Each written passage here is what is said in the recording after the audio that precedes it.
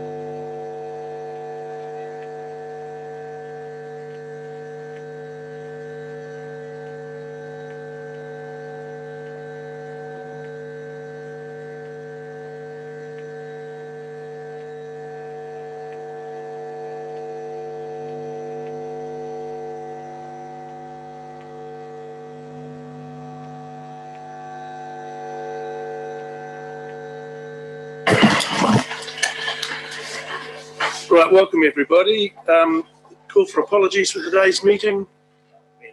Mayor Sam Broughton. And Deborah Hassan. Thank you, Mark. Sean, that's very good. Okay, identification of any extraordinary business. Do we have any? Nothing identified, Mr. Deputy Mayor. Excellent. Conflicts of interests. Sophie. Yeah, on the the bylaw, conflict of interest. My husband's a commercial beekeeper, so I'll just set that one out completely. Thank you very much. It's noted. Okay, now we have Stephen Hill has something that he wishes to bring forward to us today.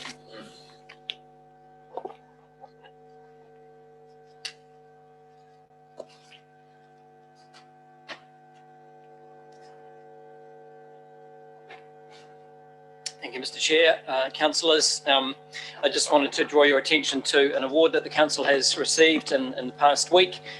You may be aware that the Council entered 2 projects into the Taituara Local Government Excellence Awards this year. One was for our new customer services transformation project, and the other was for the community engagement on our district plan review. And I'm very pleased to announce that the customer services project won the category for transformation of service delivery in the Local Government Excellence Awards. And the judges noted the quality of the entry and the project, the speed with which it was undertaken, the results that were achieved. And so I just wanted to note the effort from staff right across the organisation who contributed to the project, and particularly to the governance group, the project working group that helped in the planning and setting up stages of the project, and then to the customer services team as well for the work that they did in bringing the team together, doing the training, building the systems and processes, and putting in place the centre that we have out in our foyer and in the back room out there as well. So delighted for us to have received that award. It's only the second one that we have received in about the last 5 years. I think it's around about 5 years since we last won one of the awards in those Local Government Excellence Awards. So I'm delighted to be able to be part of the team that was representing the council at that event in Wellington last week. Thank you, Mr. Chair. Thank you, Stephen. It's something that we as councillors have indicated some time ago that we wanted to deal with front of house, and we've done it, and there's the results of team working very well, so congratulations indeed. Now, David, I believe you want to bring to us a shout out. Well, I do, and I want to acknowledge Nick and Kayla, and maybe just ask if you could stand so everybody knows who you are. So if the Mayor was here, he would acknowledge through his shout outs the quite significant work that Nick and Kayla, supported by their boss James Richmond, undertook to help Selwyn Council get pool safe accreditation for Darfield, for Southbridge and for SAC for another year. It's a quality standard, and it's a bit tough at the best of times to get this assessment, and particularly in this case where the assessment of course had to be delayed through COVID as well, and then were pushed out again, got later into the season. It really was an outstanding achievement, and I, as CE and the Mayor, are incredibly proud of the effort of both of you. Thank you very much for your efforts. And instead of chocolate fish, we had chocolate tarts. So.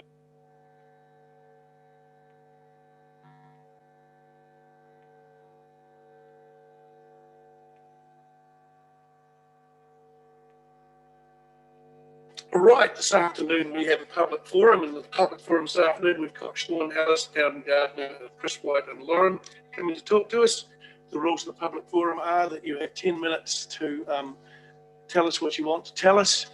We'll then be able to ask you questions to compound what you're saying, but we won't be entering into any debate, but we may ask you questions to further elucidate what you're bringing forward to us. So, Sean, you're familiar with this.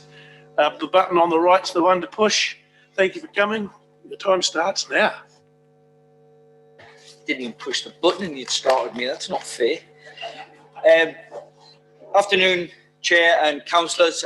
Thank you for your time. I know I'm out of sequence. I'm sorry for that, but I thought that this needed to be said. This is the end of my 2 year of pushing my little project. And that project, for people who don't know, is feral cats and trying to eliminate feral cats from our beautiful area that we have. First of all, I came and presented to the council.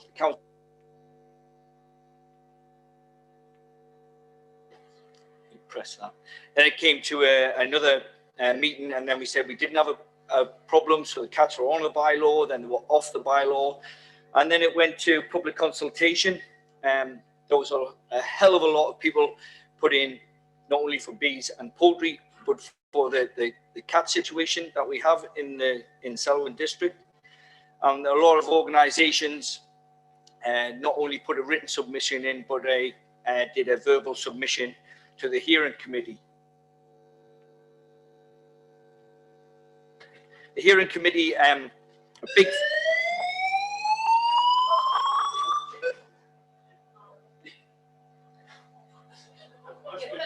There you go. Someone knows I'm in the room, don't they? Yeah. Yeah. And the hearing committee, a big thanks to the councillors that had to sit through all of those verbal consultations and all the written ones, because there was a hell of a lot to go through, and there was an overwhelm from the public for dealing with feral cats. If this goes through, and it is a massive if, because I know that's coming up later on in the meeting, and this will be a massive a leap forward in the way of protecting domestic cats, and also a fantastic way of targeting feral cats and removing them from our community. Whatever way it goes, this is the whole process. This whole 2 years has really restored my faith in democracy. The way that the councillors have listened to the public, the way they've taken in all that research-based research, and the way that the hearing committee has moved forward from there. So I'd just like to thank all of you. Thank you very much for having to put up with me. And I'd really like to thank Tim and Billy Charlton for all the work that they put into this. It swung either way for them, swung on, off, and God knows how it's going to finish. But I'd just like to thank everybody in the room that's put up with me, listened to it all, and got to this point that we're at now. So thank you very much. Well, thank you, Sean. You're the one who came to us at a annual plan some time ago, bringing this case forward. So today we get to the end of where we're going. I intend to bring this item forward on the agenda so we deal with it in the body of the meeting at the start. So you won't have to wait too long to see what happens. Thank you very much. I think I'll stay because I was supposed to pick up my boy from preschool. So I think I can stay for that now. So that's brilliant. Or it might be a nail in my coffin, either way. Thank you, Sean. Any questions? None? Okay, we'll bring forward the Prebleton residents, Adam Gardner, Chris Wright and Lauren, who want to come to talk to us about traffic issues in and around the Prebleton Township. I believe they have a PowerPoint for us, and there is a document that's been handed out to you all as well today. It should be on your desk in front of you.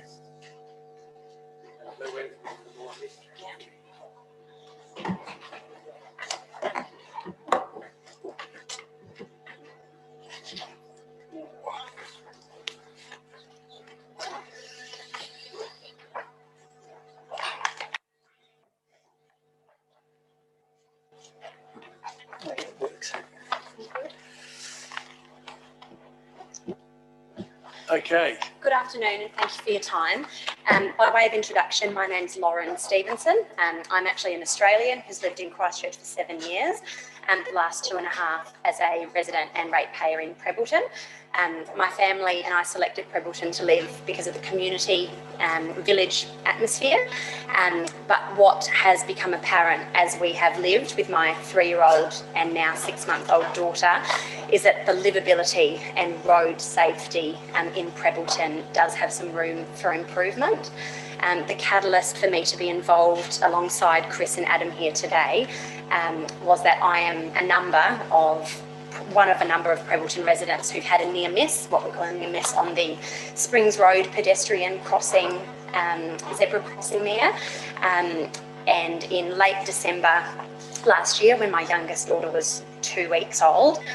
It wasn't the first time that I'd experienced a near miss, but it was the first time that I'd had both of my children with me, and a vehicle failed to stop as we were about 3/4 of the way across the crossing. And fortunately, I had a wheel to stop and check, but a car missed my daughter's buggy by inches. So forgive me if I get emotional about that, but that catalysed me to make contact with some of my fellow residents, highlight the issue, and not surprisingly, a chorus of residents responded to say that they had experienced something very similar. So the zebra crossing is one of a couple of issues that will be highlighted today, and Adam and Chris, predominantly Adam, will elaborate on those. But the purpose of what we're trying to achieve today is to open a meaningful dialogue about how we can improve the safety for pedestrians and vehicles in Prebbleton, to maintain the community and village atmosphere amongst the backdrop of massive progress and expansion of the Selwyn district. So I'll hand over and introduce you to Adam to take over, but that's us. Kia ora, Lauren. Tēnā koutou, tēnā koutou, tēnā koutou katoa, ko maukatiri te maunga, ko waikirikiri te awa no te tahi ahau, ko Gardner tōku whanau, ko Adam tōku ingoa. My awa, my river is Waikirikiri, Selwyn River. I live on the road I grew up on in Prebbleton. And proud of it too. We'd like to discuss a couple of specific topics today. One is around the pedestrian crossing in the township, and the other is with regards to the Springs Road, Hamptons Road intersection. That one in particular, we've actually been speaking with some of your colleagues for over 3 years now. In that time, there have been numerous accidents. I won't go that step further to say what the next situation might be, but I'm fearful because my tamariki crossed that road to go to school, and I don't want what the next alternative might be to be the case. I'm just going to have a look at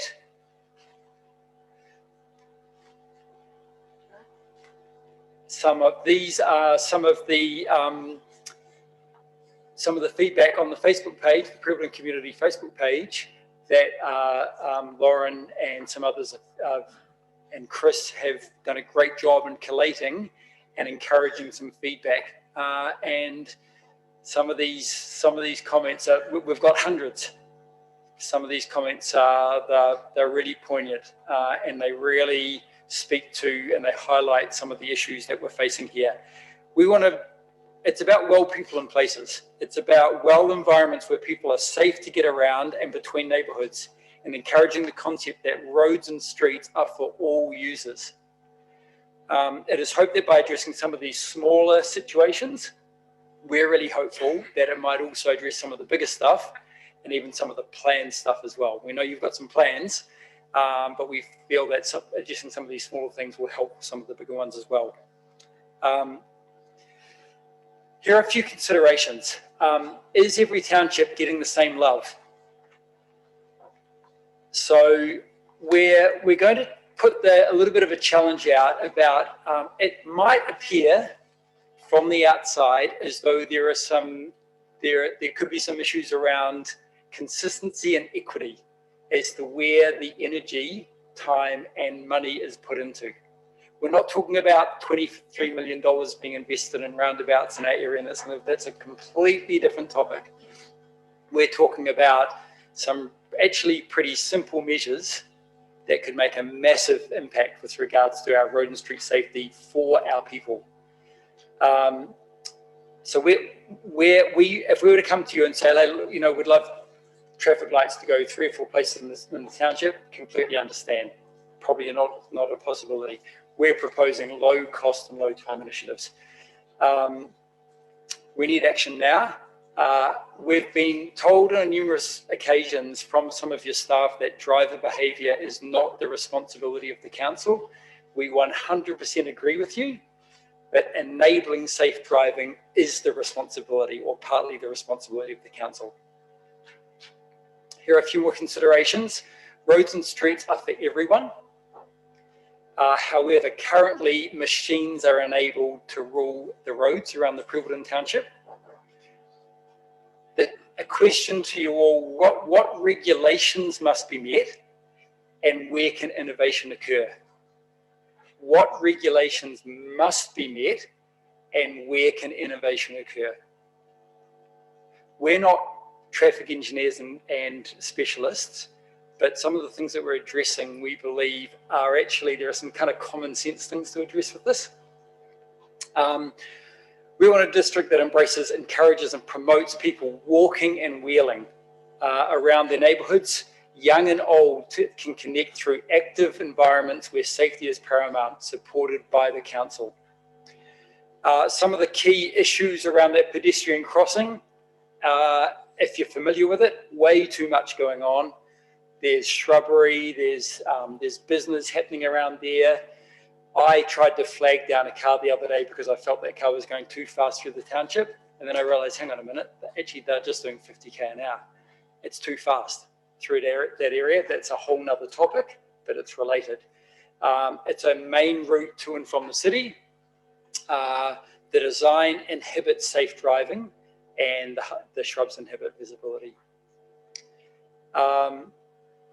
Lauren, do you want to speak to this poll? Yeah, very quickly, I did run a poll on the Prevelton Facebook page recently just to see if it was just me with a bee in my bonnet about it or if it was a shared perspective from the residents, and you'll see that it was. Within a matter of 5 days, we had approximately 350 responses to the poll, which based on the 2016 population data equates to about 8% of the Prevelton population, which indicates to me that the conversation is a really meaningful one. And of the respondents, 64% of people indicated that they had personally experienced a near miss on that crossing. So the fact that we haven't had a fatality that I'm aware of on that crossing is nothing short of a miracle as far as I'm concerned based on the numbers. Yeah, good one. Yep. The Springs Road, Hamptons Road intersection, if you're familiar with that, there's a change of speed from the 100 kilometre speed sign is 50 metres past the intersection corner.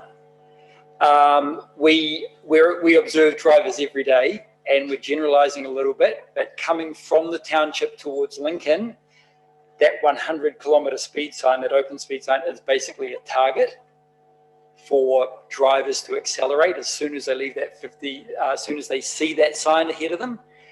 And as we all know, yes, you are supposed to be decelerating before you enter that 60 kilometre area. We all know that driver behaviour, that doesn't happen.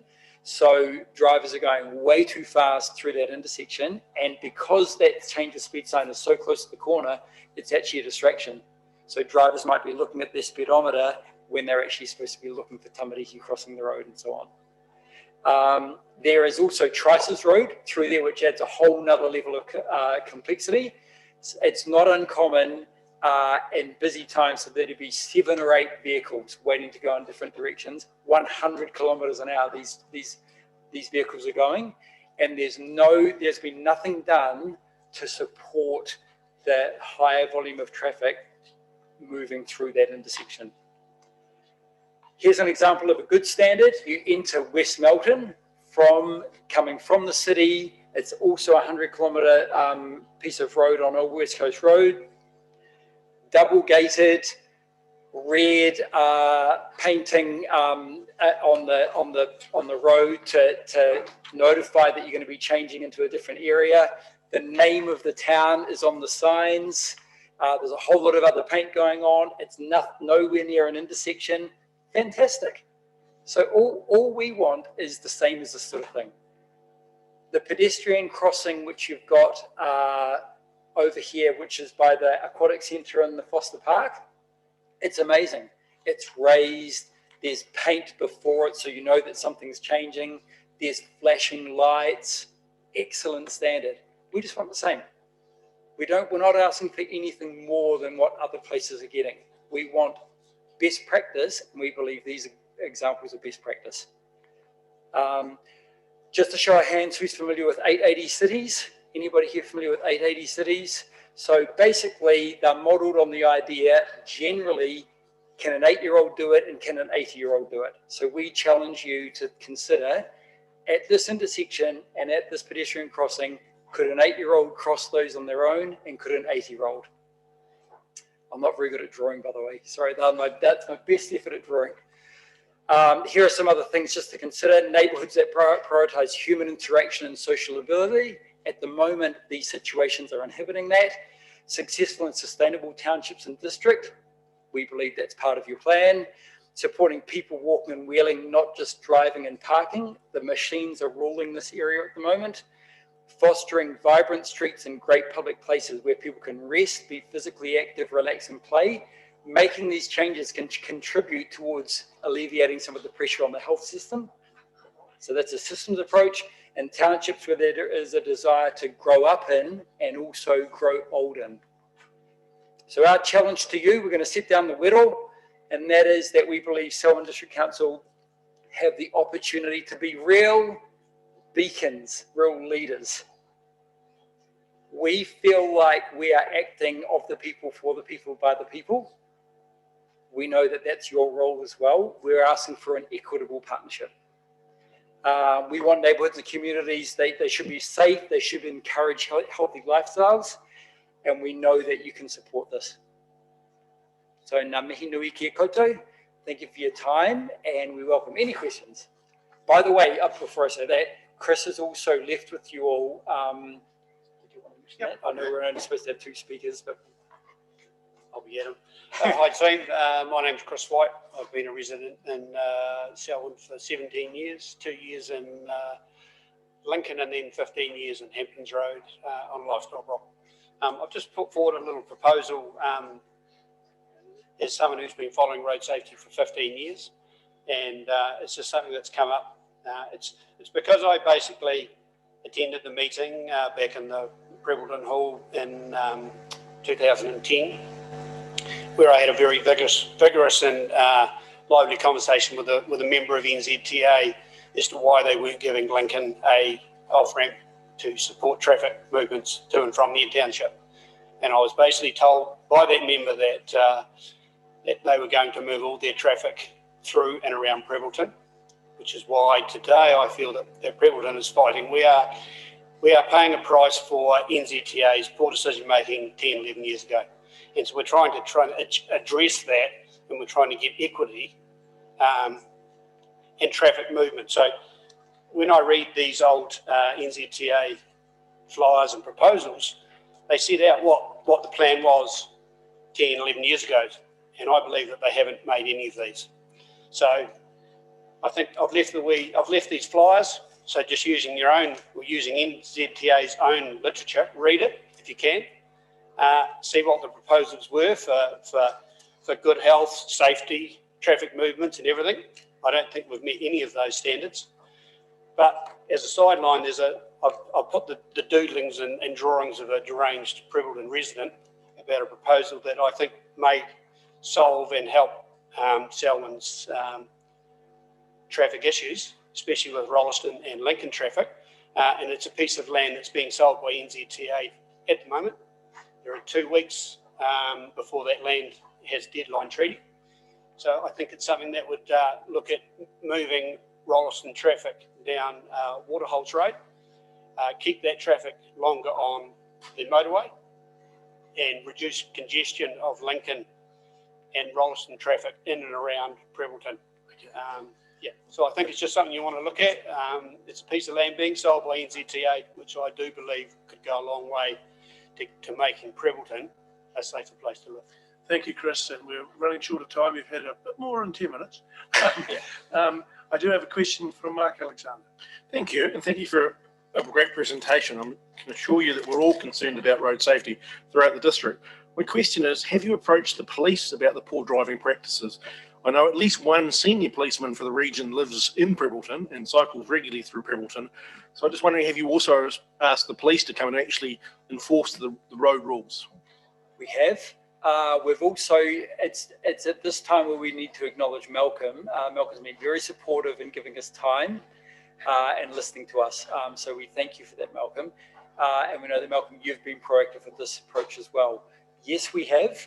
And yes, he is incredibly proactive, but that's not, that alone, one person alone can't change this. Thank you. Councillor Miller. I'm a bit like Murray Lemon. I'm trying to wrap a statement up in a question somehow.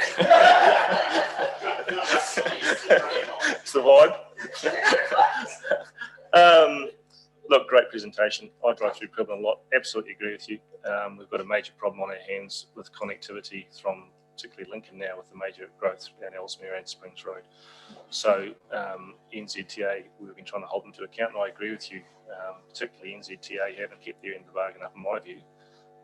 They always cry poverty and poor and money budget decreases, but I can't see the situation getting any better in Privilton without some sort of significant investment somewhere to make it more user-friendly, particularly around the school, the primary school area around that roundabout. It's particularly unsafe. So I'm struggling for a question other than to say I really hear you and thank you for your presentation. So thanks. Can I just have one wee comment just while I have a little bit of time? If I can sum up Privilton, it's obviously Privilton is the funnel for all of Selwyn traffic to town. So it collects a lot of traffic. And someone who lives near that intersection, there's a lot of tie-tap, Lincoln, Springston, Leeson that travels through Privilton, and a lot bypasses that. But the intersection at Springs and Hamptons is the neck of the funnel, and lots of traffic is trying to get around. And what we're asking for is people to take a look at it. We're hoping this is a step to get it in the door to have conversations, because it's not very nice to actually come here.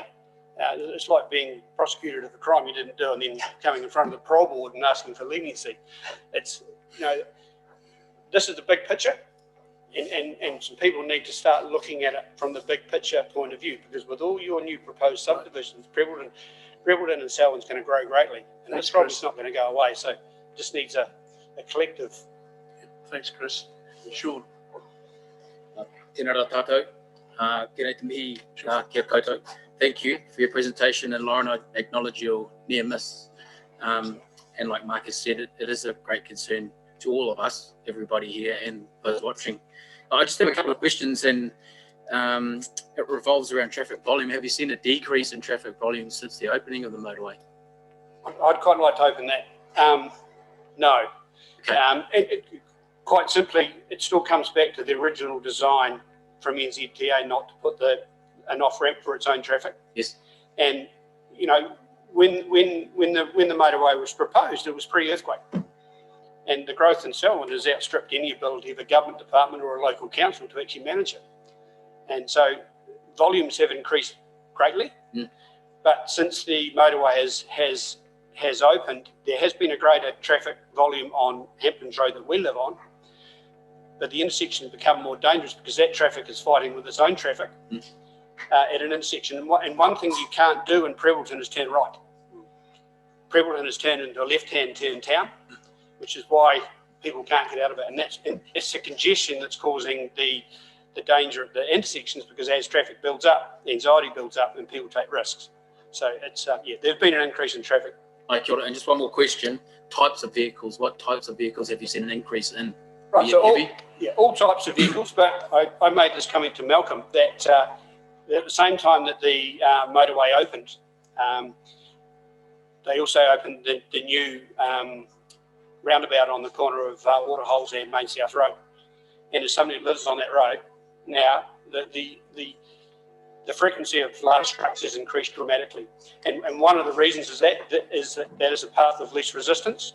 And if you look back at what was proposed by NZTA at the Shands Road overbridge and what we have actually got, there is no free-flowing turns. We basically have a big overbridge that has either two uphill starts and a downhill stop, or two downhill stops and an uphill start, and the phasing of the lights are not right. So you will find, and as someone who actually owns a large truck, trucks avoid that.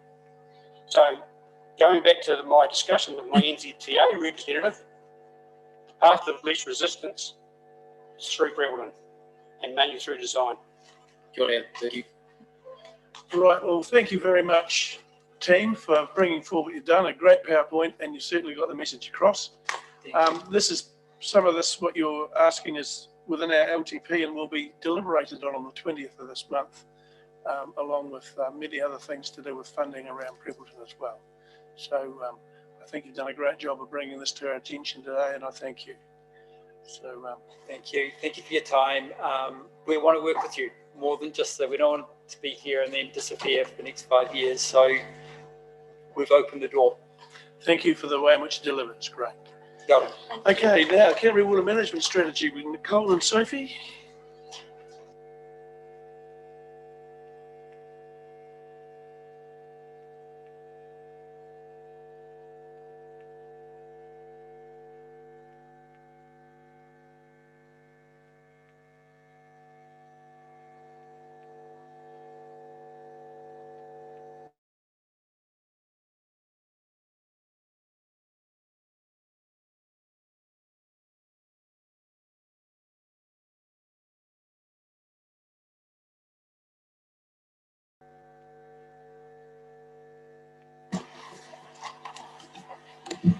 Kia ora, everybody. I assume that you guys still know who Sophie and I are. So before I start on the Selwyn Waihora Zone Committee, just a review of our update, I'd like to introduce Brad Walden-Gibbons here. So I'm not sure if you guys are aware that Maria, who's been our zone facilitator for some time, has now moved on.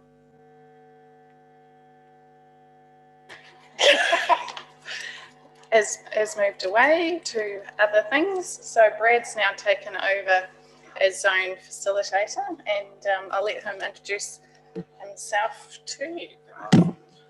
Ai Maria, kia koutou, kei te tautoko te Zone Committee kaupapa o tēnei rā. Ko Waikato te awa, ko Ngāti Mania koutou me Ngāti Kahanunu ngā iwi, no Rotorua hau, kei au tatahi taku kaika nai nei. Ko Brad Walden-Gibbons taku e koa. Yeah, my name is Brad. I'm originally from Rotorua in the North Island, and that's important for half of my role. I am the tangata whenua facilitator for Ngā Runanga on the Southern Zone Committees from the Banks Peninsula all the way down to the Lower Waitaki. But yes, in the interim, I'm holding another role which was held by my media, and that is to support the Selwyn Te Waihora Zone Committee. And yeah, in my my mihi there, it's important that I don't whakapapa tū ngai tahu, and I'm there to support them in this process, but not speak on behalf of them. But kia ora. Cool. Thank you. And I assume that this was already in the agenda, that you guys have read it. So what I'll just touch on is a couple of things with it that are particularly of interest, should be to our council, is so we have developed our action plan, and it's around 5 priorities. So looking at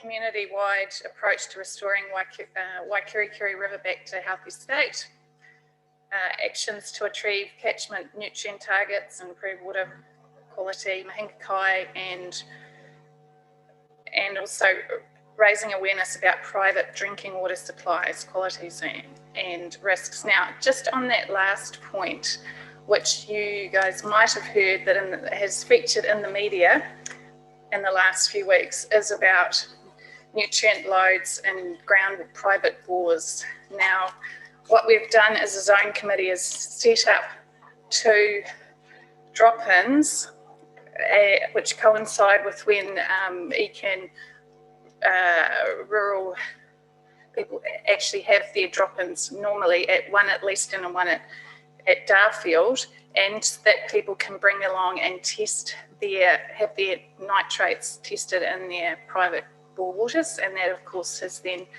elicited a bit of discussion on social media and in the media itself. It's been on Radio New Zealand as well and been on stuff. So they had one at Darfield this last Wednesday, and there is another one. The next one is at the Leeson Library next Tuesday, 18th of May, from 1 till 4. So if you guys can talk to any of your networks of people who would be interested in doing and bringing their water in.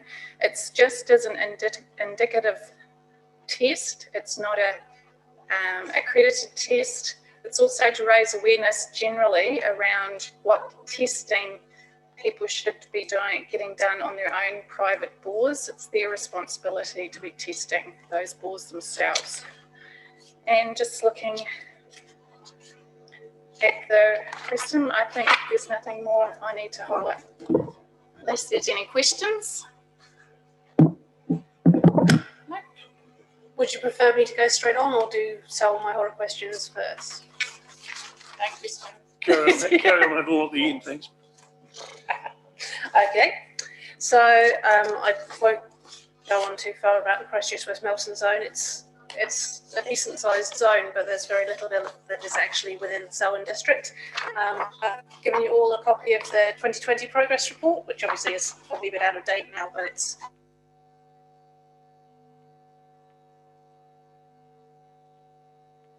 nobody's home. Right. So yeah, it's got a bit of an overview of what's been going on over the last year. More than anything else, there's quite a bit of advocacy going on with he's sent some been contacting with other authorities and ministries regarding heavy metals in stormwater, nitrates in groundwater.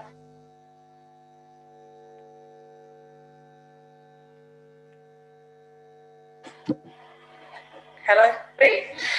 Christchurch City Council are holding a meeting to discuss some of their monitoring of nitrates in groundwater in the, next week. So if you're just going to try and attend that, just to see how, because they've got a monitoring system that actually tracks it all year round rather than just annually in certain shallow bores. So it's more to do with the shallow groundwater. So that'll be interesting to see what they come up with there.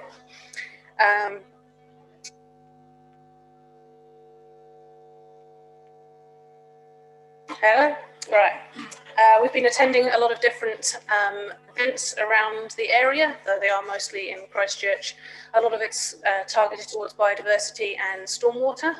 There is now the Stormwater Superheroes trailer that is available for use outside of Christchurch, if you ask nicely, as well.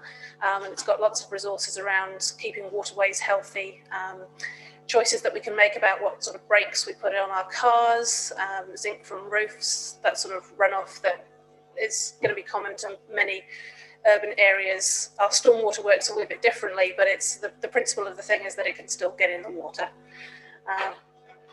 And we haven't completely finished our action plan for 2021 to 24 yet. We're going to finish that at the next meeting. But most of it revolves still around things like Mahika Kai, public engagement, biodiversity and recreation opportunities within that zone. Thank you. Just to mention a final point is the zone committee refresh process that's happening at the moment. So applications closed on Monday just gone, and the actual process of deciding who's going to be on the committees will be happening in the next couple of weeks or so. Right, thank you very much for your report. Do we have any questions on that report? Being no questions, thank you very much. No. Oh, you do, Murray, sorry. Yeah, thanks, guys. Welcome aboard, Brad. You've come in and stepped into the role of Shem of Mananui Ramsden, which is as well. Am I reading that correctly? Follow on. There's another role. Another role. Yes. Yes. Got that in your introduction, correct? Mananui is was the Paumatai Core, the Cultural Land Management Advisor, yep. But there is someone that is in that role now, Tana Luke. But yes, I work very closely with both Tana and Mananui. Yeah, no, look, just commend that work. It's been really valuable in the community and certainly carried a lot of mana amongst landowners and got some good outcomes, I think, to the whole process. So just a couple of things, really.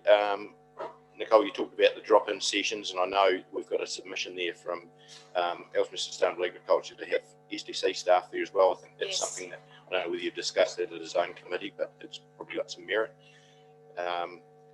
Just the real question, I guess, is with the refresh and the changes in the conflicts register, the concern, I guess, and I made him understand the process is that we're getting the landowner voice around that table. Is that a concern? Has that manifested itself the way that we, I guess, had concerns that it might impact on the ability for people to represent the views of the actual land owner, rather than a variety of others in the process?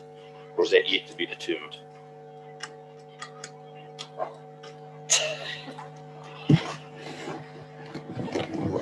That's really It's not quite the same. Obviously, it's a different community voice that you're seeking for Christchurch West Belton compared to Selwyn Waihora, but there's similar conflicts of interest, because anybody who's got enough of an interest to have some knowledge good enough to apply to this sort of role, they will have a conflict of interest. So more than anything else, it's about making sure that everyone declares it and acknowledges it, not just on a register, but when you're having a discussion. Otherwise, it's no point in having nobody who actually knows what they're talking about. You've summated it well. I think that one of the advantages of the original setup, I guess, was that you got all of the stakeholders able to have an equal voice around the table, and I think it was a concern expressed at the time that we wouldn't enable that by that process. But I guess I'm making a point, as Councillor Miller said, not asking a question, so I'll let the rest. I can just add to that one. So as long as that landowner doesn't have a conflict of interest that is greater than the community, then it's okay. And so it's about facilitating that kōrero in that catchment or holistic view, rather than maybe focusing in on that individual's consent, for example. So it's just we can allow for all parties to be involved. It's just being smart with how we present things. Thanks, Brett. Right, thank you. There being no further questions, we'll now move on to the confirmation of the minutes of the ordinary meeting of the Selwyn District Council held on the 28th of April 2021. Sorry, Mr. Malcolm, could we actually receive that report at all? Do we receive those reports? I'll move to receive that Yes. report. Yes, yep. Certainly. All those in favour? Aye. Carried. Now, confirmation of minutes. So we'd like to move the confirmation of the minutes. Mark Alexander, second, please. Shane, thank you. All those in favour say aye. I have a matter arising from those minutes. Matters arising from those minutes, Mark. What have you got for us? On 4, transportation, the first paragraph, staff said they could look at prohibiting heavy trucks through Tennyson Street. I'd like that added to matters under investigation. We have another number of transport options discussion under investigation. I would like that added so we ensure they get followed up. Certainly. Chief Executive acquiesced to that request. Any other corrections for those minutes? I mean, in the same vein, are we adding Prevelton if that's the go forward? where does it stop and start? That would be from discussion. Continual add, not from the minutes, but when we come to the discussion grant later on in the meeting, the next step forward, as the Deputy Mayor has correctly stated, will be the submission deliberations, which includes a number of those points on Thursday the 20th and Friday the 21st. But what I can say, Councillor Miller, is I have had conversations with our staff around the same issue, and we can request vehicles not use their engine brakes. I don't know if we have the ability to stop them. So enforcement is the issue. We've moved and seconded those minutes. All those in favour say aye. Thank you. Matters under investigation requiring attention. The next one is due on the next meeting on the 26th of May, then the 9th of June. So now what I'm intending to do is to bring forward the item 4, bylaw for keeping of animals, poultry and bees, to this part of the agenda. So Billy, could you help us out here? And JC. Excuse me. Along with Sophie, I'm going to have to declare an interest in this issue as well. So. Oh, welcome, Deborah. Sorry, I sneaked in. Fine, that's fine. I did get. Kia ora, Mr. Mayor and councillors. As you're aware, we've been through quite a robust process, which has involved reports, submissions and hearings to get to this point. of recommending adopting the keeping of animals, poultry and bees bylaw after following the procedure set out in the Local Government Act. We received 80 submissions and 7 were heard in the hearing. 6 were on cats and 1 on bees. We've respectfully recommended option 1, which is to accept the recommendations of the hearing panel and adopt the bylaw as written in the report presented to you. It is important to note that changing areas in the bylaw at this stage outside of the process could expose council to risk from criticism or worst judicial review. This could lead to restarting the process, which we would not recommend, obviously. Hence our recommendation to adopt option 1. Importantly, it's noted that the funding for bylaws is currently covered in current budgets. However, it is more important to note that there is no funding for the cap component of this bylaw. We simply don't know what might eventuate with complaints moving forward. Staff will always obviously use education and persuasion as their first tools to try and seek compliance should complaints eventuate, and that applies to any part of the bylaw. And finally, just to mention, the key benefit of the bylaw is to enable council to act upon investigating nuisances relating to complaints regarding animals in the context of this bylaw. Thank you. Thank you, Billy. Now, we had a panel of councillors Mugford, Lemon and Miller. I'd like to thank you for your time put into this panel. Councillor Miller, you chaired that panel. Would you like to make any comment at this stage? Thank you, your standing worship. Who would have thought such an innocuous piece of bylaw could take so much time? But so I'd like to thank my 2 fellow members for being part of this. And before I move on, just obviously thank Billy and JC, and particularly Jessica Neal, who did the primary work of, and Bonnie, who helped on the day. But the best set up bylaw that I've been to. So thank you to the staff, particularly for the work they put in. Good submissions, very good submissions from a wide range of people. I think just the approach we've taken as an organisation and this hearing panel was a pragmatic approach to the issues in front of us, and we've made some changes to make this bylaw more user-friendly from the draft. Particularly, I just want to bring a couple of just clearly the poultry one. We've made it more pragmatic and user-friendly to reflect what goes on in the real world. There's a tradition of pet lambs in Selwyn, for pet stay. We've allowed for that within the bylaw. Cats particularly was a emotive issue, and I note the staff position that they didn't really believe it should be in here, but on the balance of probabilities and just looking to the future, we felt as a group that microchipping was the way to go. It's not an onerous burden on the wider Selwyn population. Our advice is that over 90% of cat owners already microchip their cats, so there's not people going to have to rush out and spend thousands of dollars on microchipping who aren't already doing it. But what it does set up Selwyn for is the future when national legislation comes in around what a protection of our biodiversity looks like. How do we manage cats? And so it puts Selwyn on the front foot, and particularly the submissions reflected that post-earthquake in Canterbury, return of pets was really assisted by having microchips in animals. So being able to identify whose pet it was is a really valuable tool. What I must stress at this time is that the Selwyn District Council will not be, if you find a loose cat, bring it to the council and we'll tell you who owns it. We are not doing that. That will not happen. Particularly the same thing will apply, there will not be a cat pound. This is step 1 of a long journey. So if you think you find a stray cat, you bring it to the council, they'll say, we'll give it some milk at home and SPCA. So just what is going to happen and what is not going to happen. But what it does is set us up for the future where we have central government legislation, and it won't create an onerous burden on existing ratepayers.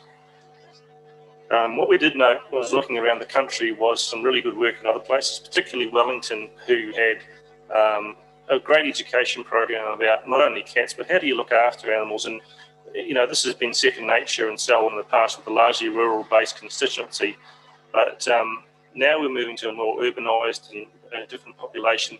These things are needed, and so part of our approach here will be education, as it always has been in Selwyn, is rather than taking an enforcement approach, we'd take a more educational approach and say, can we help you understand what the best way forward is, and we'll continue to do that. So our always approach will be pragmatic and with education at the forefront.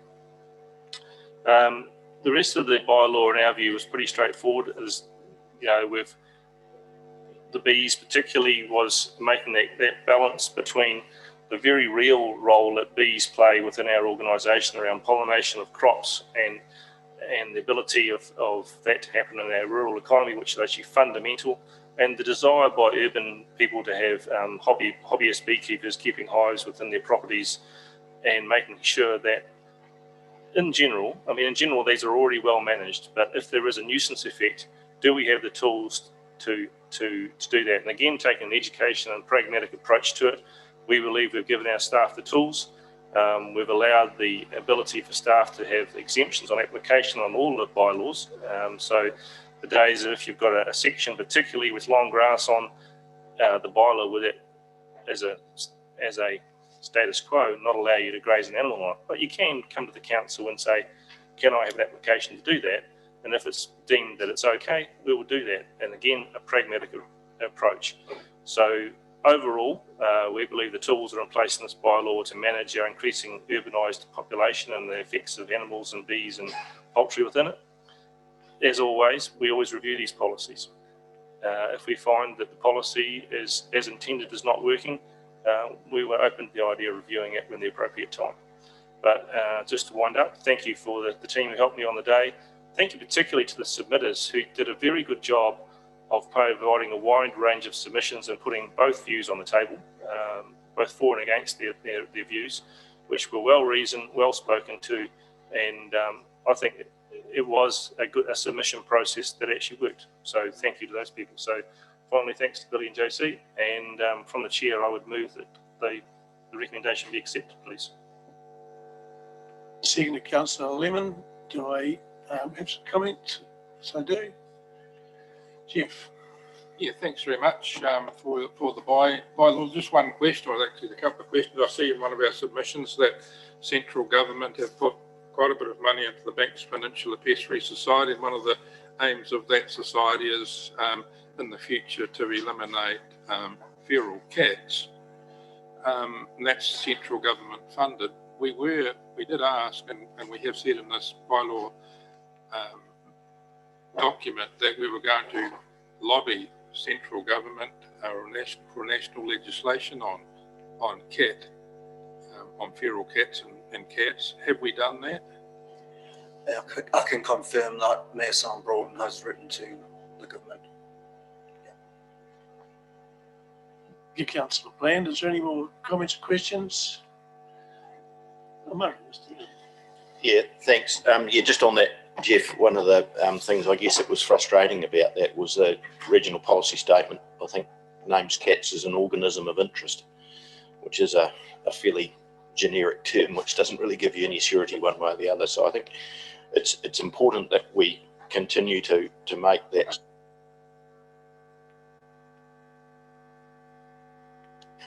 that we have the ability to you know, as Sean presented before, that feral cats are recognised as a problem, not just an organism of interest. And I think that terminology is the debate that we need to have going forward. So yeah, and thanks Grant for a great summation of the process. I think it was a real education to all of us, I think. Thank you. There being no further comments, I get a very good vibe from this councillor member. All those in favour, please say aye. Bylaw carried. Thank you. Now move on to thank you, Billy and JC, for your attendance and for all those involved in the process. We'll now move.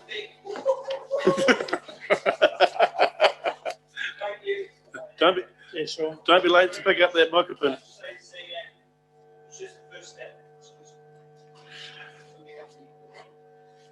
Okay, we'll move on to the Mayor's report.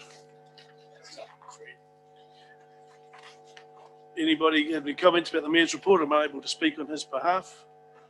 I did have two questions that perhaps we can ask the Mayor to share answers with at some future point, which were the meetings on the 8th and 9th of April with Executive of City Care and then the Department of Corrections. But I see that Mr. Ward was at the City Care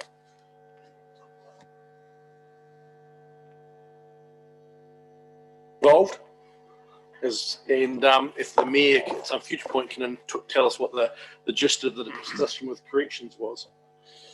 Happy through you, Mr. Chair, Mr. Deputy Mayor. The meeting with City Care was simply a meet and greet meeting.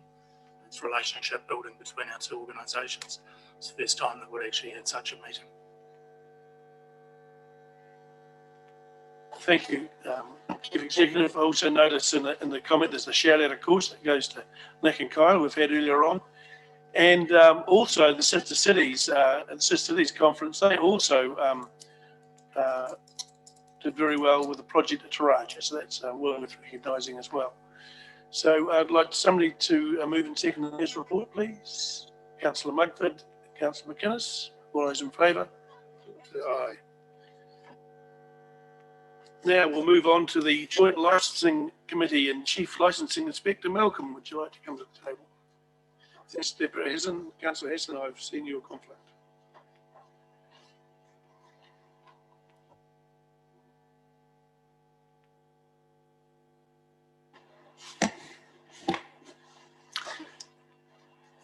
Take my report as read and just make the comment that I've recently been out with the police on a Friday and Saturday night monitoring our hotels and taverns, and by and large I would say we have a very high degree of compliance with our hotels and taverns, and so from where I sit I am very happy with the way licensing is going in this district. I'm very happy, and I'm also happy now to take any questions from the councillors. Any questions, councillors? Certainly. Just to see that there's a special licence for the Darfield Gun Club. Are there specific requirements placed on this liquor licence due to the nature of the club? We also have a one in Ellesmere as well, and there's some very clear guidelines articulated to the organisers from both the police and the licensing inspector around not having guns anywhere near the club rooms. The event should be over before somebody or any of them partake in alcohol, and that's the beauty about special licences. We can put in place guidelines and rules around that as opposed to potential duck shooting, for example, on my mice. I don't think we see quite the same amount of safety considerations going into that, but that's a different subject. Yeah, Councillor Reid, I can. I'm actually the patron of the Ellesmere Gun Club, and I can tell you from attending a couple of those events, they had their centenary quite recently, and it was really quite strict. I turned up there with no intention to shoot and thought I'd have a beer. Well, there's no way I was getting a beer until the shooting was over. So it was a really good indication that they take that very seriously, and I reflect, Malcolm, on your comments around culture. I think the culture is changing. Perhaps it's just the age demographic I'm in now, but there certainly seems to be a change in that attitude, and I think that's reflected certainly around, particularly they recognise that what you might say is a particularly traditional group have certainly embraced that really, really well, and it shows through. So yeah, just commend those comments. Thank you. Councillor Mugford. Yeah, just how are we going with licences in our community halls and such? Are we having any problems with those being granted, or is it been all worked out? The special licences that are being processed for our community centres are still going through pretty well. Yeah, no, I think it's been going pretty well. There's been some challenges, but we're working through those, and we're doing a bit of problem solving, and we're getting there. Doesn't seem any more questions. Thank you, Malcolm, and thank you for the report. It's good to see that your workshop worked very well as well. And the behaviour of people in our licences premises is good, which is always encouraging. Somebody like to move that report, please? Councillors Alexander and Bland. All those in favour, please say aye. Aye. Carried. Right, I'll now invite Denise Kidd up for the next Group Manager Community Services and Facilities Group update. Thank you, Denise. The floor is yours.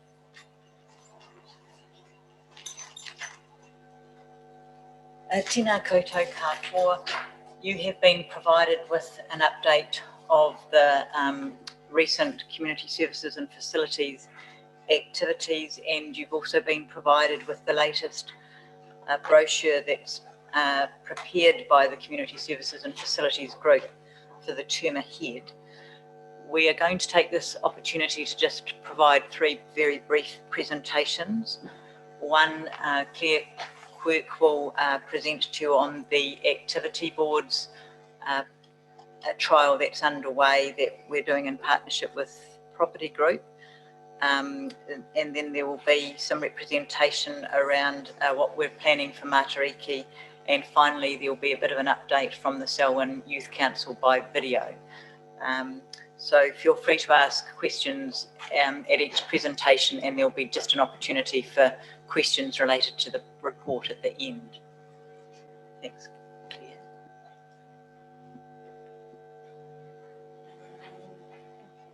Do this.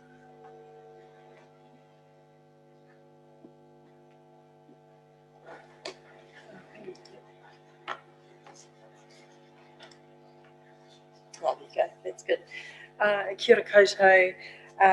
As part of our continuing focus on families with children, we've been working with the reserves team to identify 3 initial trial reserves to host activity boards. So these reserves are Osborne Park, West Melton Domain and Pebbleton Domain. And the activity boards are designed for children, so they are located in gardens, so they're at a low level to the ground, so they're not easily spotted by adults, but they are easily spotted by children, so they're kind of not a visual thing for adults, but children can easily hunt them out and have a lot of fun with them. So we've been meeting with the Rolleston Men's Shed, and we've had a discussion around the construction of the plinth part, so it's robust and secure to be in the park, and they'll be constructing those for us, so we're really excited to be in that arrangement with them. So they look like this. So this one's a sound and sight safari, and so it's to encourage children to look out for objects, and we've included both sight and sound, so we can include children with sight and hearing impairments. This next one is about sign language and te reo Māori, and it's about finding objects and learning the words of these objects. And so we want the activity boards to really be about a learning opportunity as well as fun for children. So we've included QR codes which take users to an online version of the Māori dictionary to hear pronunciation of words, and the New Zealand Sign Language Dictionary to view videos. And this one is about this one too is about being inclusive of sight and hearing impairment. The activity boards are interchangeable, so every quarter each reserve will get a new activity board, and if these are successful in this pilot, we intend to roll out the activity boards to more reserves in the community, so young people can enjoy what's on them.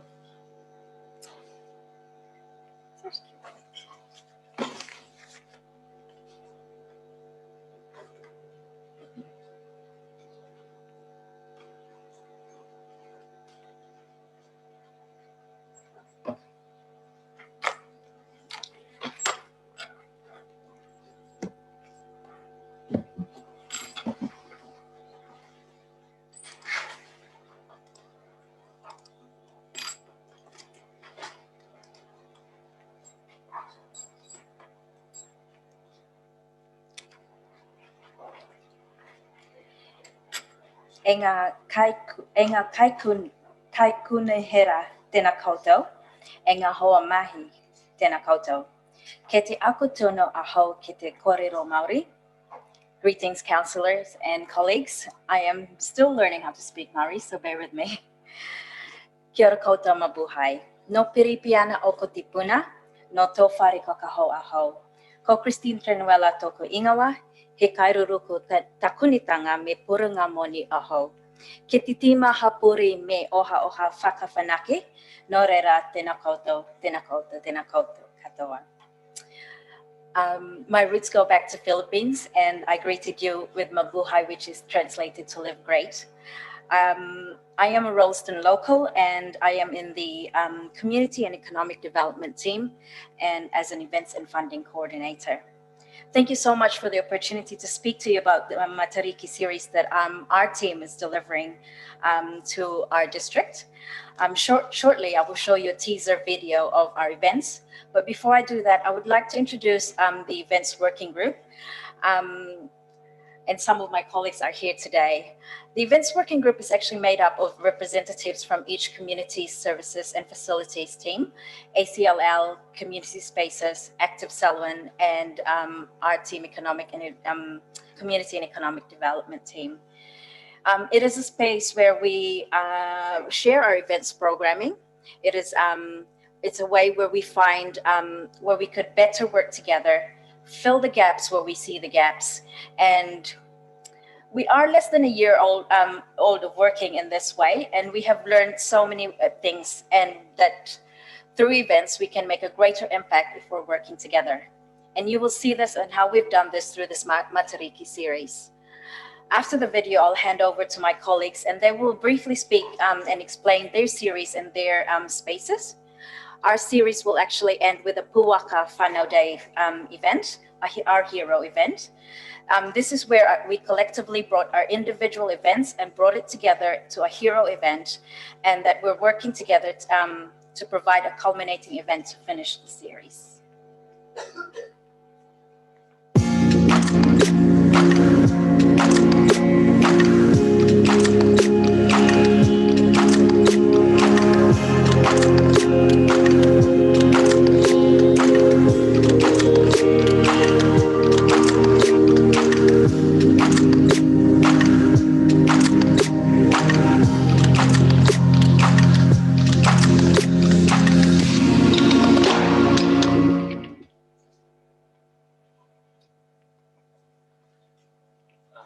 Tēnā koutou. I'm Matt from the Arts, Culture and Lifelong Learning team, and I lead our programming and learning efforts. And we have two key programs coming up during Matariki. We have two kawakawa workshops, one at the Tauira Springfield Community Hall and one at the Lincoln Library. We're working with Springfield because we've seen great interest from their Nourish group and the keen interest in gardening out there. So these sessions will be presented by Korukai Herb Farm, and will cover medicinal uses of kawakawa and include a demonstration of how to make a kawakawa healing salve, whilst also enjoying kawakawa tea. And accompanying Korukai will be a speaker on rongoa, traditional Māori medicines, and the first 10 people to book will get a free kawakawa salve, so make sure you get quick. And we're doing 4 manu tukutuku, the Māori Kites sessions, one at Darfield Library, Leeson Library, Lincoln Library for adults, because we think there could be interest in adults as well, and at the Hero event in Rolleston. In these sessions, attendees will learn how to make their own manu tukutuku out of raupo, the bulrush, as well as some of the history behind them. The manu tukutuku sessions are being hosted by ACLL staff who have been trained by representatives from Te Taumotu. And on behalf of the Community Spaces team, our friends at Astro NZ will be facilitating this event at Springston Hall. This is a stargazing opportunity where we are valuing and raising awareness of the night sky. And again, on behalf of the Active Selwyn team, they will be rolling up the Matariki quiz and a colouring competition, and also theme week throughout the series, throughout the whole series on that 10 days as well. Oops. Sorry. So the Dinners of Selwyn takes place a few times during the year, and during Matariki, we want to theme the Dinners of Selwyn as a place for the community to come together, to share a meal, and to tell stories and that kind of thing as part of Matariki. So celebrating the Matariki traditions during that time. And also during the year, the Meet Your Street Fund is available for the community to apply for funding. During Matariki, again, we'll encourage marketing Meet Your Street as a way to bring the community together, to share kai and a place to tell stories, maybe to research the history of a street or a community, and to get to know your neighbours. So Journeys of Manu is like a Pokemon Go. It's an app, an interactive app. And it's about joining him on his quest to learn the Maramataka, the Maori lunar calendar. Explore it with the areas of Waikirikiri, learning how the stars and the moon cycles were used to determine the ideal days of planting and fishing and giving back and staying outdoors. This is actually going to be delivered in, there will be signage in 4 areas, which is in Foster Park, the Liffey, Lakeside Domain, and McHugh's Forest. And Manu will also be at the Puaka Festival of Puaka Whanau Day, and where our tamariki can do a bit of coloring in, and he can actually come out and interact with you. This one is a modern take on the Mahinga Kai with Manu and Joe. So Manu and Joe will be doing a show and tell of a locally grown tasting plate, and for you to enjoy and understand. The menu is like Ellesmere flounder on a bed of watercress and potato salad with a chance to make a dessert as well. So that will be quite an interesting one. Once again, delivered at our 4 wards in Darfield, Dunsandel, West Melton, and Taitapu.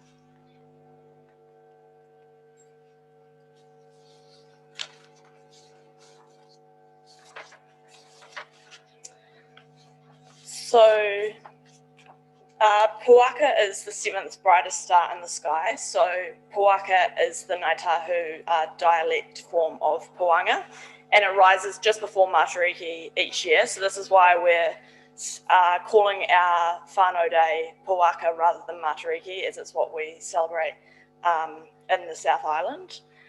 So the Puaka Whanau Day will be a celebration of everything that's happened throughout the week.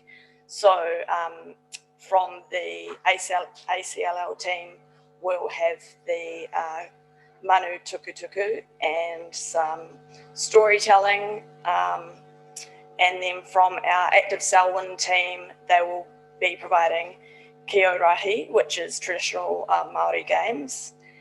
We'll also have some kite flying outside. We'll have a local community group with a hangi fundraiser and a market with local produce and local goods as well. And this will be held in the Selwyn Sports Centre, so a great opportunity to showcase our new facility there. And that will be held on Sunday, the 11th of July, 11 till 1 p.m. So the Matariki series brochures will drop to Selwyn residents on the 22nd of June with specific event details. Once again, on behalf of the Events Working Group, thank you for the opportunity to present, and we'd appreciate if you would just spread the news to our community. Thank you.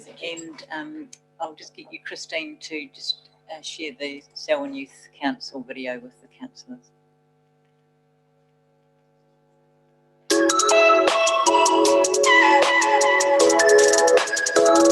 Hi, we're the Selwyn Youth Council. My name's Nyaki. I'm Liv. I'm Anika. And I'm Sonia. I was a part of the Selwyn Youth Engagement and Democracy team, and we were in charge of conducting a survey about the Leeson Library and its long-term plan. Yeah, we did a youth survey on the Leeson Library and Community Centre, and we based it on 3 options: keeping the building as it is, renovating it, or rebuilding it. And we'll tell you the results at the hearing.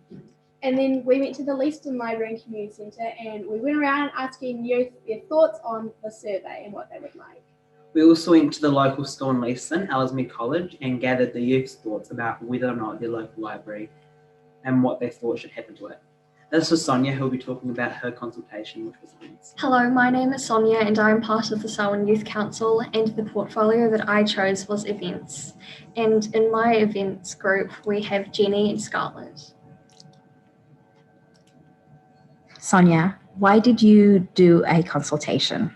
We did a consultation to learn what youth people wanted when wanting to go to events. Can you give us a summary of the results of your consultation? Yeah. So most people who filled it in were women, and the biggest age range was from 15 to 17. 9 out of 12 people went to goes to secondary school, and half of the people said that last year they'd been to 1 to 3 events. The events that they went to were workshops, school dance, sports tournaments, and church youth group. People who attended events normally attended them with family and friends, and most people feel safe while attending events with COVID-19 still around. Theatre and sports were the top events that people were most interested in seeing, and everyone wanted events which were in the evening from 5 p.m. plus. The preferred days that people wanted the events to be was Friday, Saturday, and Sunday, and people found out from these events from their friends and family, and the other ones were from Facebook, Instagram, school, and family. Most people said that they were interested in a quiet space, and most people said how they usually get to an event by walking or their car. And what stops people from coming to events is that they're not interested, or it's the timing. Cool. What are you planning to do with the results? We're planning to create an event which, like, most people will enjoy, and so they'll come to it, and we'll get more people coming to it. Thank you. Thank you. Bye. Selwyn councillors. We thought it would be cool to record ourselves doing some cool things around the community. Here are some videos now. Hey guys, we're at the opening of the Selwyn Centre today, and it's such a privilege to be here. Hi, I'm Iñaki. And I'm Liv. And we're currently walking through Leeson to give the community say Of the future of the Leeson Library and Community Centre. Hi there, we're at Ellesmere College. And we're doing a survey about what young people think about the future of Leeson Library and Community Centre. Hope all the results go well.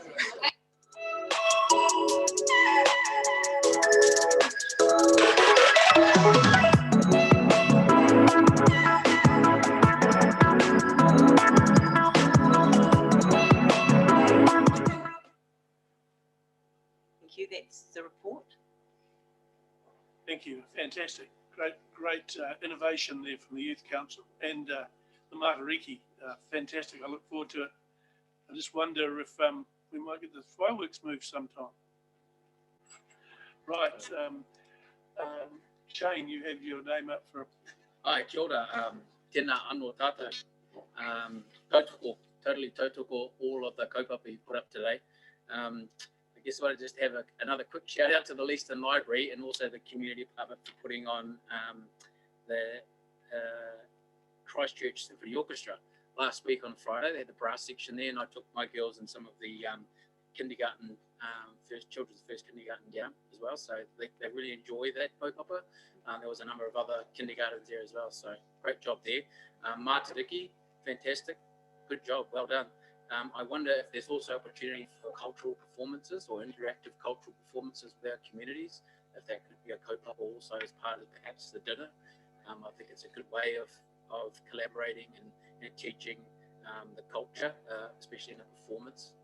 And also the Mahinga Kai. I was talking to Joe and Manu the other day, and we're thinking of bringing me in and doing a duet while they have a kai, so I don't know whether it's a good thing or a bad thing. And also to the Selwyn Youth Council, I think, Murray, they're doing our job out there for us by the look of it, so fantastic. Great job. Keep it up, guys. Thank you. Thank you. Councillor Alexander. I wasn't first on the list. I think Councillor McInnes was before me. Sorry, I was there, but I dropped off, so having fun with microphones today. Kevin, thank you very much, everybody. I've wanted to as soon as I find out the date of Matariki and put it in my calendar already. It's good. I'm looking forward to that. So pretty cool. Regarding the Selwyn Youth Council thing, just as a wider comment, I dropped in on the day that they were doing their drop-in at Leeson Library, and bless them, they'd actually had to go down to the skate park to find any young people because they weren't coming to the library as it was. So just a wee thing there. That's not where the kids are hanging out at the moment. So that was in itself, that was an interesting exercise for them as well, like where you have to go to find the people to get them to give you the information that you need for this sort of thing. But they're doing a great job. They're really engaged bunch of kids. I love it. I had a couple of questions. One was actually sparked by the previous report. I know that you're running some events workshops at the moment, Christine. Is alcohol licensing part of what's going on in there? Like, is it? So we've just delivered a 101 for events masterclass, and Billy and his team actually presented there as well, and they talked about. Fantastic. Yep. And the other question was, I've heard from a few people regarding in the New Selwyn Sports Centre. Some of them they obviously haven't had a great deal of opportunity to give it a try yet, the Les Mills classes versus how it used to be run. And I'm just wondering if there's a plan to do a bit of a feedback sort of to find out how people are actually finding the difference. Once we've been going for a few months. Certainly there is, and in the June report we're going to give you a presentation on the usage of Selwyn Sports Centre since its opening. There has been a transition plan in terms of those that have been traditionally attending some of the other facilities, and opportunity provided in terms of trialling and viewing, etc., etc. So there's absolutely the expectation that we'll be getting feedback and following that up. So thanks. Thank you. Councillor Alexander, thank you. Thank you for a great report. I've particularly focused on pages 31 and 32. On page 31, I think it's great that other councils, council staff and councillors are coming to visit us to learn from us. I think that's a great compliment to us that we're actually somewhere worth visiting, that we're actually cutting edge and leading the way in a number of areas. Question I have on page 31 is right at the bottom of the page. You talk about residents being able to subscribe and unsubscribe, but it's not just residents, is it? It's the wider community, because I know particularly at the Aquatic Centre there are many of our users at the Aquatic Centre come from Christchurch to use our facility because they prefer it over theirs. So that's anybody really can subscribe to those. Absolutely. Apologies for that mistake. That's not a mistake. On page 32, under the Learn to Swim update, here I'm voicing a concern that I've heard in those users at the Aquatic Centre, and I see Nick's here, he might be able to address this. There is a concern that when our new pool opens, that squads and Learn to Swim will dominate that pool, and we will shortly be back in the same situation that we are at present. That if you're a swimmer, you can't get a lane to swim in from 3:30 to 7. So they're just seeking some assurance on their behalf that when our pools are complete, there'll be as much as possible public space available in that afternoon time. If you're okay, Nick, I'll respond, but if you want to add something, feel free. Just that is absolutely the expectation. There is some negotiation underway currently in terms of the role of the Selwyn Aquatic Club, but it's very clear from our point of view that there will be retention of public space for swimming at all times. So, yeah. Thank you. And that's the assurance I believe that our residents and other users are seeking. Councillor Lemon. Yeah, thanks, Malcolm. Denise, welcome. Just looking again at page 31, nice and close. Again, the visit from Waimakariri Council. One of our LTP submissions is around provision of gymnastics space, and I note that they were singled out along with us as the major growth areas for gymnastics as a sport. It would just be really interesting to get an understanding, if we can, from them how they see provision of meeting that demand in Waimakariri, since we're going to be discussing it as well. So it might be a great opportunity if we can get that feedback for LTP. Yep. I'll take that on board and I'll discuss it with Douglas. And I'm also mindful that Mark from the property group is currently developing a strategic plan on recreation, sports and play facilities and opportunities going forward. So make sure that that's directed towards his work as well. Thanks, Nathan. Thank you. Any more questions or comments?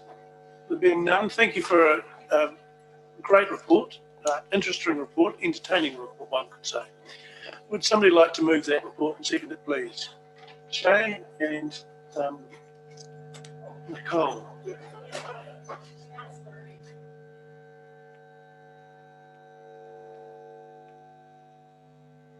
To Rob Love and the Springfield Water Treatment Facility, item 11, notice of requirement for decision. So moved. Do we need to? It's a pretty straightforward motion. There being any questions on that? There being none, I'll put the recommendation. All those in favour? Aye. Hey. Right, next we have the Freedom Camping Submission, Douglas Marshall. It's a great vibe. 2 down, 8 to go. Thank you. Thank you, Your Worship, the Deputy Mayor. Is that what we say today? I don't know. I'm joined by Jonathan Crawford, who's our Reserves Operations Manager, and Chris Burke, who's a team leader for our Reserves Parks team. Chris predominantly has written and prepared this submission. He and his team, I think, do an outstanding job for us in this space, and I think you'll see the feedback in the submission, which as people see our spots as really great ones to be in. So today is a chance for you to have a look and put obviously a stamp on the submission, but also it is just to give us any feedback you think about how this works as a council activity. We are blessed with these 4 sites, but also we've tried not to do something what we think would just be challenging, and that is put freedom camping into areas where you get aggravation and interaction, which isn't helpful for anyone. So any questions you've got, we're welcome to take them. Councillor Miller, your mic's on, you don't have a question? Sorry, it wasn't on purpose. It was my last question, but while I've got the floor. Hey, thanks, Chris, for the great work you do and your team do. I got a lot of feedback from people that use locals that use the camping grounds. They really appreciate the way the staff and the rangers interact with them. You're a really good advertisement for Selwyn, so well done to you and your team. I do have a question, I suppose, is that just recently, particularly at duck shooting season, the locals, are they using these freedom campings as a duck shooting stopping point? Because it just, Nicole's question earlier about alcohol and seemed to be ringing true, but yes, our customer base changes all the time. We are in these spaces sporadically over and over, and we have them as rec reserve use rather than freedom camping areas. So that's where the emphasis goes, if that makes sense. So people come and go. Thank you. Next up, we have Sophie. Yeah, just as far as like White Cliffs and that, is there going to be any cost recovery at those sort of places? Are we going to put some way of recovering some of that cost? Operationally, there is a donation box there. The donation box is an Iron Ranger setup, so it is a cash system that was asked for by the users. So it wasn't there, it's been there for the last 2 years. It was previously tried in the past, and there was a little bit of opposition there and a little bit of history there. But it is embraced. It's actually our probably most performing donation box in the district. We also currently have opportunity for the Responsible Camping Fund as well, which is paired up with the TIF funding. So there's cost recovery in that as well, and that's for the operational costs. That's across all 4 sites. Councillor McInnes, then Deborah. Kia ora, thank you very much. I can definitely confirm what's been said about the reputation of our freedom campsites. online. There's an awful lot of good talk going on around Coes Ford, Chamberlain Ford, Lakeside Domain. I'm not sure enough people know about White Cliffs yet, but no, the feedback that I've ever seen is always good. My main question is, most of the submission goes around to the first two questions in the proposed changes. Do we have any thoughts about the other two ones regarding plumbed toilets and general CSC certification? Yeah, so we did our proposal, or submission for you guys to approve, based on either proposal 1 or proposal 2. For the information that we were given from MB was that the other two are likely to go through regardless, depending on the first two. So they see it as a follow-on sort of effect on that. I think we would definitely support better ways of enforcement and that kind of thing. I guess what we're saying is we're saying Freedom Camping Act, that already has a lot of sort of enforcement things and stuff in it, but it's a very linear sort of piece of legislation, and that's where we choose to go outside of that and go to the Reserves Act, and it sort of opens up a few more kettles, which is again going to sort of Selwyn base where it's educational rather than enforcement punitive. Yeah. So that's where this writing comes from, is bases on what we're already doing and what's successful, rather than trying to stick to their sort of boxes.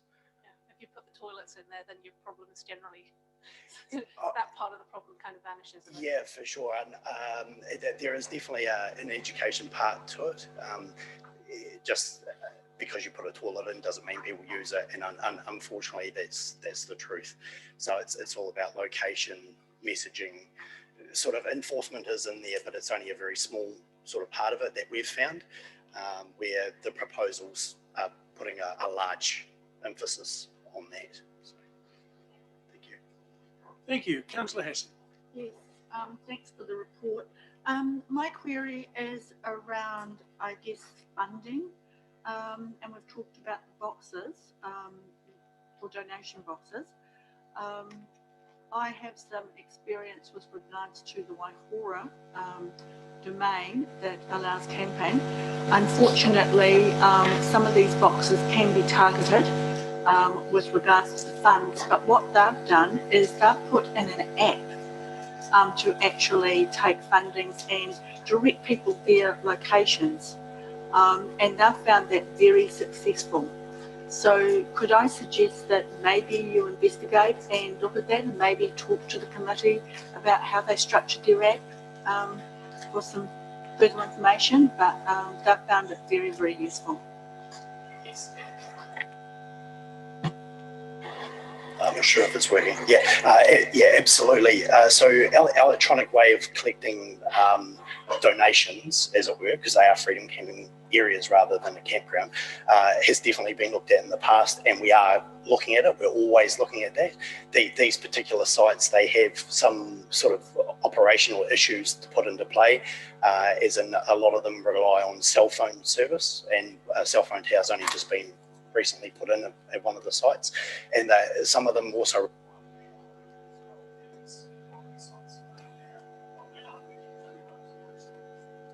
those are certainly always on our list.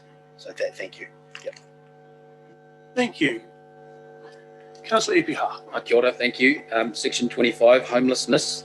Under this section here, you've stated that we are increasingly spending more of our time with education and enforcement each season. Is that becoming obviously it is increasing, and where do we see that moving to in terms of education and enforcement for the two groups that you've expressed concern here with?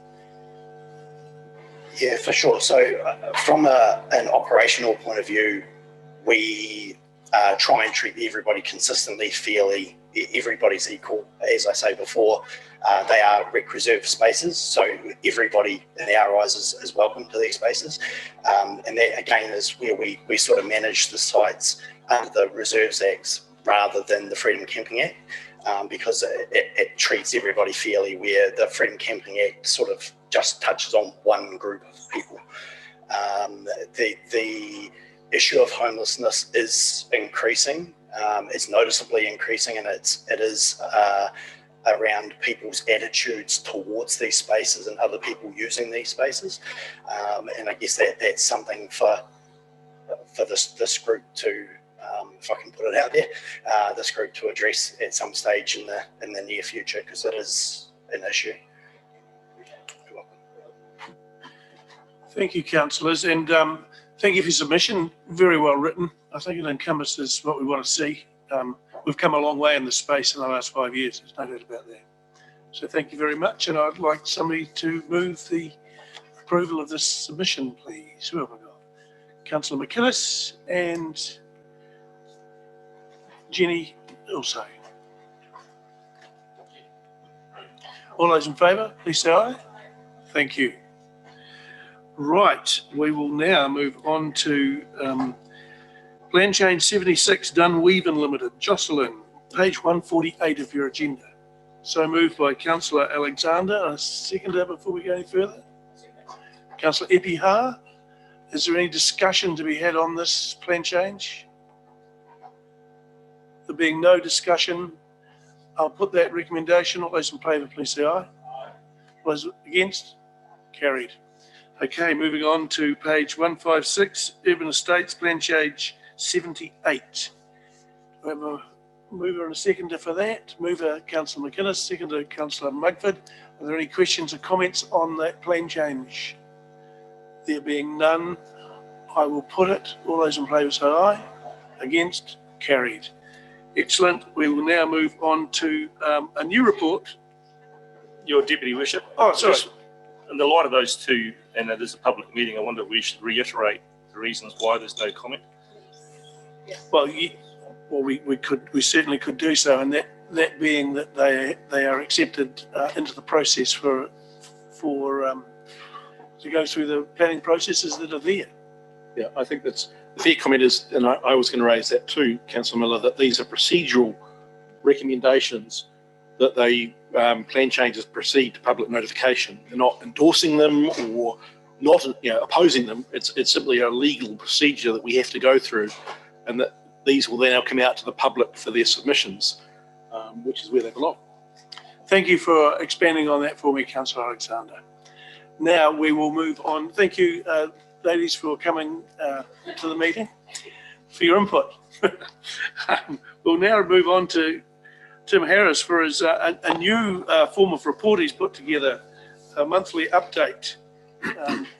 So the floor is yours. Thank you, Deputy Mayor. Afternoon, councillors. Yes, this is a new report. It follows on from some of the other department monthly reports. I haven't included all of their activity in environmental and regulatory services because it is reported here in other forums. In particular, the Audit and Risk Subcommittee has, and then subsequently the Council has a number of reports around our regulatory KPIs, which include resource consents, building consents, and in some compliance matters.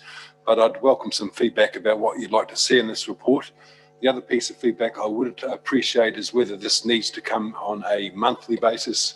Not a lot sometimes changes in a month in environmental services, so my preference would be quarterly, if not less than that. But anyway, perhaps you could have a think about that and give me some direction either at the end of this presentation or outside of this meeting about how frequently you'd like to see these reports.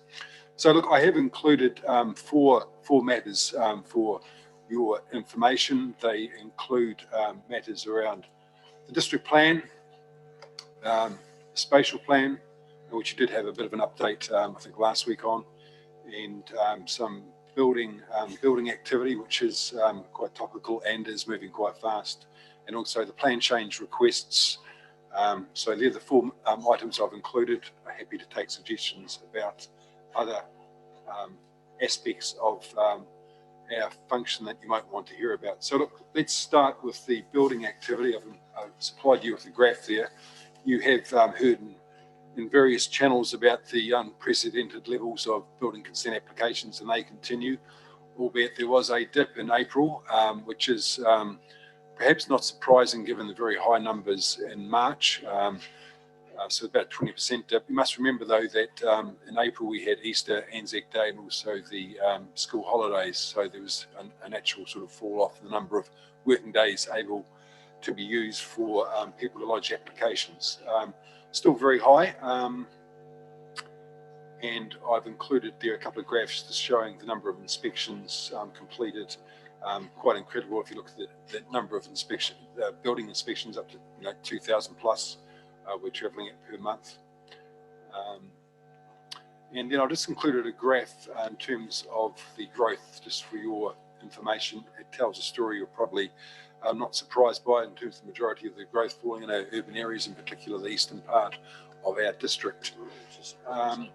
Now, look, there's two matters here that I don't know if you are aware of. We've, to address some of the pressures in the building department, we have initiated two, I think, very exciting programs. One is around, we have had difficulty recruiting since about November of last year. Building consent officers are very much in short supply across the nation. We haven't been able to employ one. We have got one chap sitting in South Africa currently we're trying to get across. But other than that, the cupboard is rather bare. So we have initiated our own training program, and we have reached out to a number of institutes and organisations that we thought might be able to source potential building consent officers. We had an open night a couple of weeks ago. We were able to get about 40 people along to the careers evening, we're calling it. We did a presentation. We talked to them about what a career in council would look like and what the training program might involve. We sent email links for them to put in applications if they're interested after the evening night. We've actually, I think we had up to 28 applications, which we are currently screening.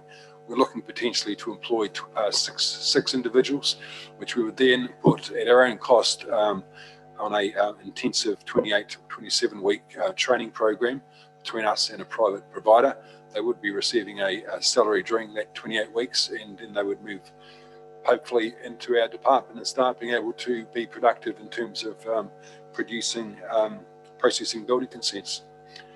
So that is a very exciting initiative, and we have been talking to MB about how they might become involved in a national training program as well, and we're looking to perhaps involve ARA in some more tailored courses for building consent officers. I think one of the problems with the industry, it hasn't got a particularly high profile. People don't see it as a career path, and often people come into it from other careers at different parts of their work life cycle. So we're trying to, raise the bar in terms of building consent processing and being involved in the industry from a council perspective as a real career. Anyway, so that's something that we're doing, and I think it is quite exciting. The other thing that we're doing is we're developing a professional partnership program, which essentially enables group home builders to be able to apply to the council to enter in what is essentially a fast track process, in which they would put in their applications, and we would not check quite a substantial part of the application. In terms of the law, the applicants are required to put in a complying application. So we're saying if they meet the criteria, and the criteria is around their consenting history and the lack of us needing to go back for requests for further information. So we would be able to potentially process consents up to 10 times faster under this fast track process than we would otherwise. We have taken, again, advice from MB and from IANZ about the appropriateness of this type of approach. They seem quite excited by it. They were actually down here from Wellington this morning. We had a meeting with them, and they're encouraging us to put this into place. So we've just started that. We've got a number of applicants who are working with them. So those two initiatives hopefully will start to make a bit of a dent in the building consent workload and backlog that we've found ourselves with. So I just thought I'd bring those two in terms of two initiatives. Then we move to our plan change requests, and I've included a table. The plan change requests are moving quite fast, so I put this in about 10 days ago, and so a couple of those descriptors in the table may now be out of date, but if you click on the links, it should take you to an updated place where those you can get some more information about where those plan changes are at. Again, the 19 plan changes is something that we did not foresee. It's unprecedented around the country. I think it points to the success that we've had in terms of getting our planning right and our infrastructure right to make a great place for developers to come to carry out their developments.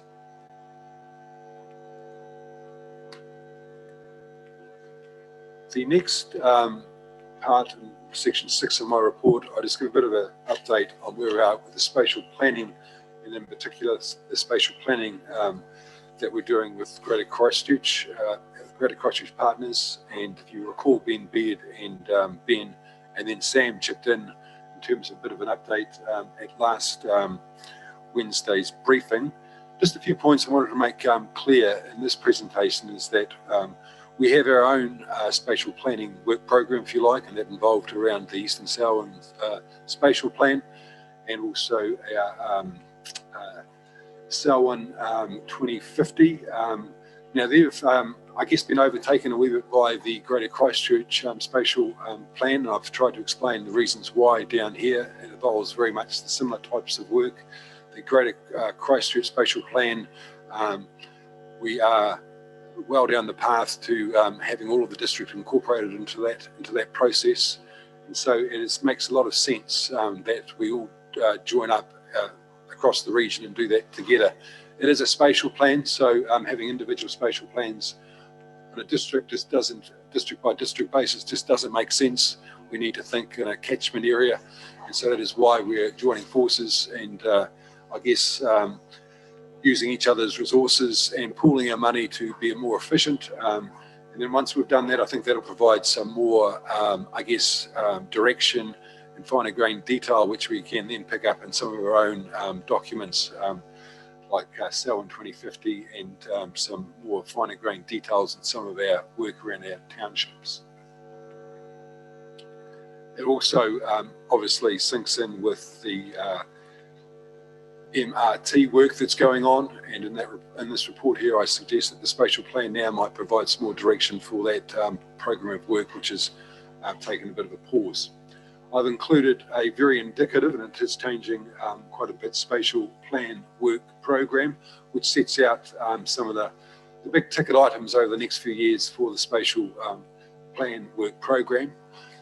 This to me, I think is a very important piece of work. We have been, and this I guess goes back to my previous point around the private plan changes, we have been very successful as a council in leading our own growth. And I came here in the 2000s with a mandate to actually drive council in terms of it, providing direction for its own growth. Malcolm and others recall the great work we did in terms of the structure plans for our townships that then led to Plan Change 7, which ultimately led us to rezone 800 hectares of land around Rolleston and Lincoln in particular, and it was hand in hand with our work that we're doing with the Pines wastewater plant and the infrastructure. So that set us up for the subsequent growth post earthquakes, and I think right now we're in a time where we need to actually move down that same type of process with a spatial plan, but it is a paradigm shift in terms of how we're going to grow. But I think if we do this right, this will set us up for the next decade, as did the work we did in the 2000s. So I see that this work as being as important as the work we did 15 years ago when I first came to this council, and a bit earlier, Malcolm, I think, when we kicked off those initiatives. And I can reel off other examples like iZone, etc. Some of the great work that we've done and now are bearing the fruit of that background work. So I place this at the same level. Very important we get it right, invest. And I think we do have to work hand in hand with our partners, and sometimes that has proved problematic. I think we need to put that to one side and to work closely with our partners in Greater Christchurch and ECAN to build a better future for Selwyn and Greater Christchurch and indeed Canterbury. So that's a bit on the spatial plan. The district plan. I think you would have seen these words before. I've borrowed them out of an email I think that was circulated a wee while ago,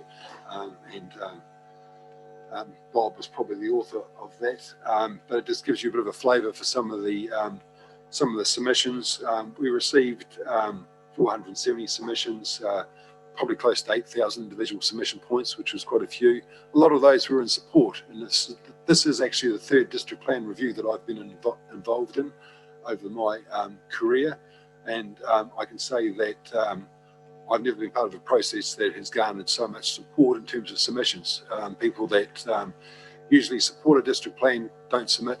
This one did, so I think that points to some of the success we've had in our pre-notification consultation and the process we followed with our district plan committee. I can give you a bit more of an update in terms of further submissions. They closed on Friday.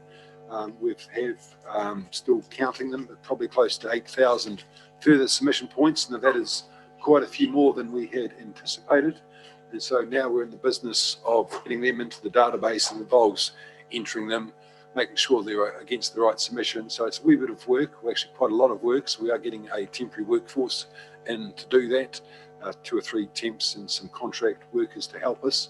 It is threatening to push back our timetable for our hearings, but we've never actually set a tight date for that. I think we're talking about mid-year. It won't be far off that. It might be just on the other half of mid-year. But we'll give you a bit further information about that in the coming weeks. I think that's about all I wanted to say, really. Happy to take any questions or some comments about what you'd like to see in the future, or the frequency of the reporting. Thank you. Yeah, thank you, Tim. Great report. Some very interesting figures in there, and interesting to reflect back on the last 15 years and the platform we put in place that's led us to where we are now.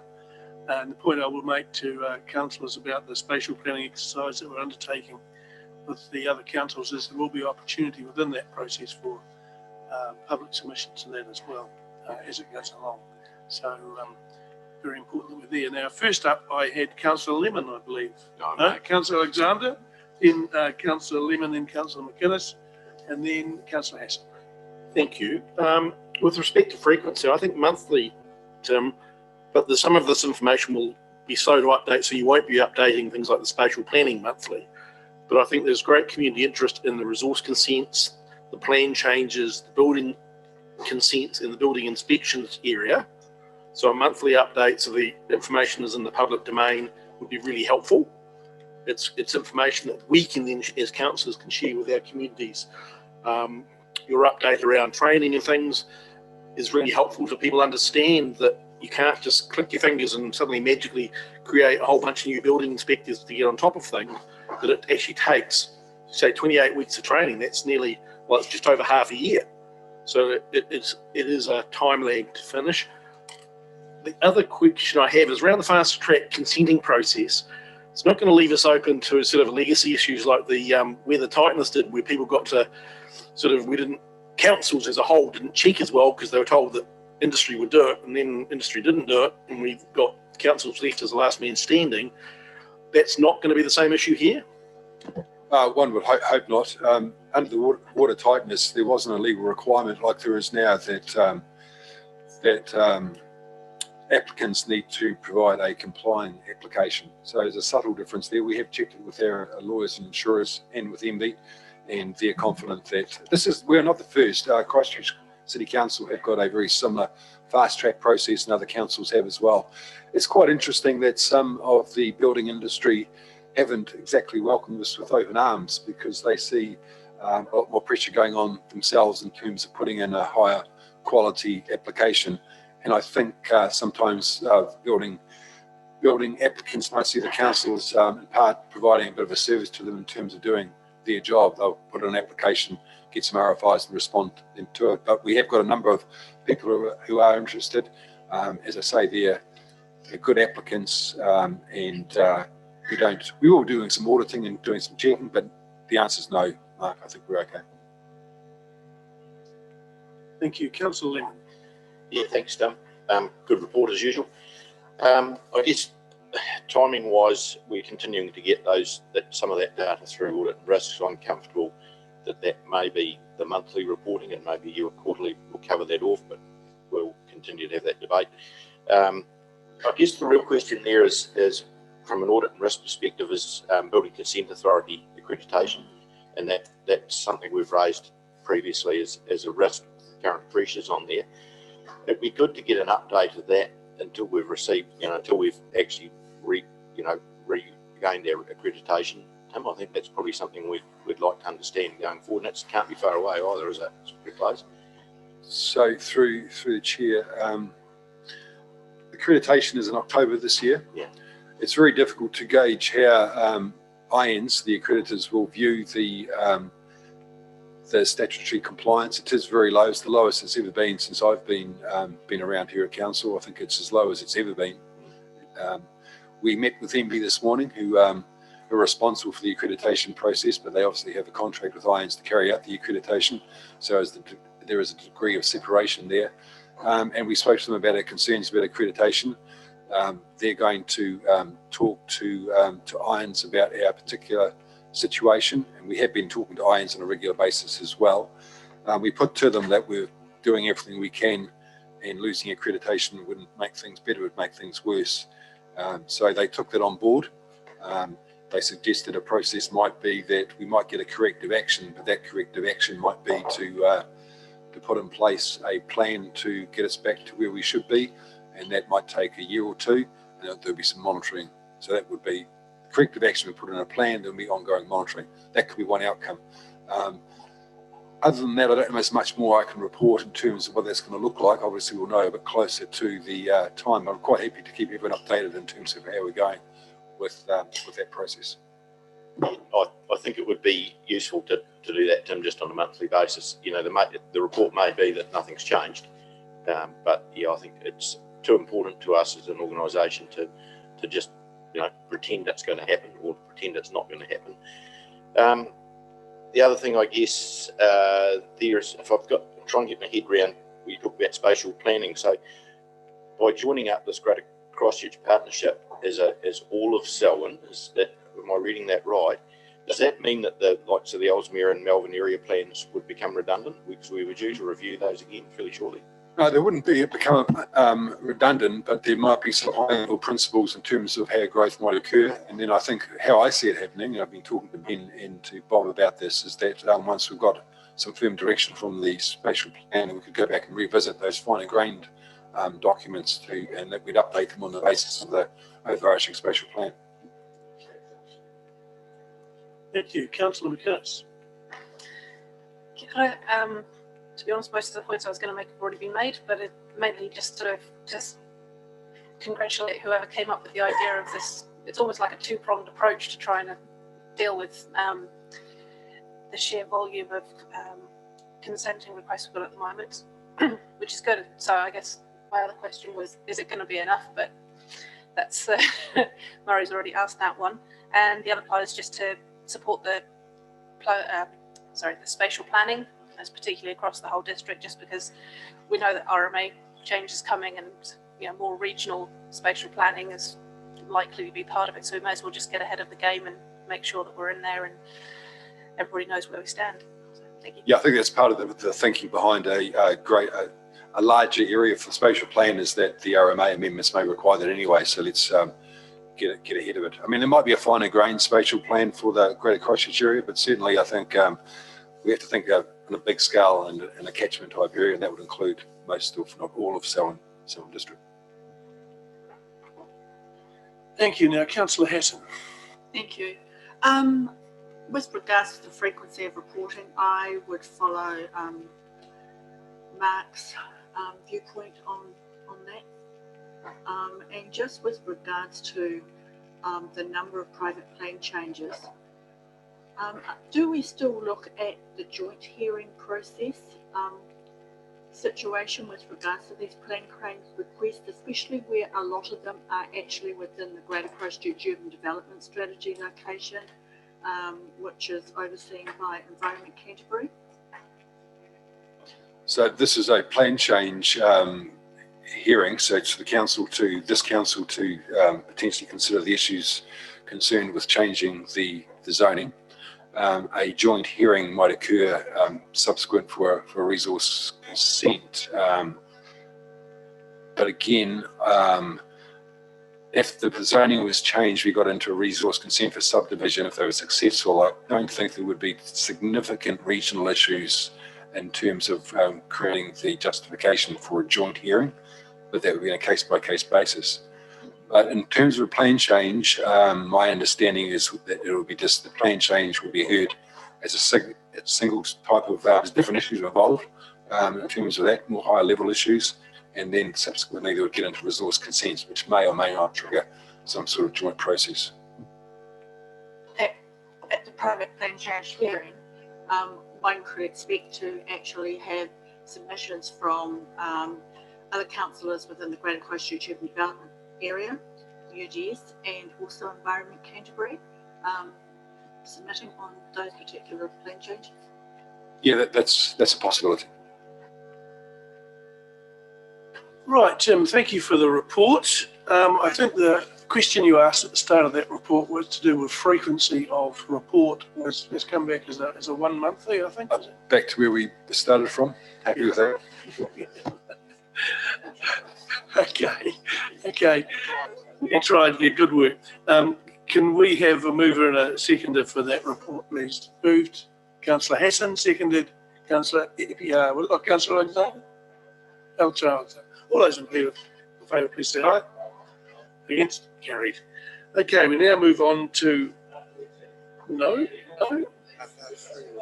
Over 2 hours, is it?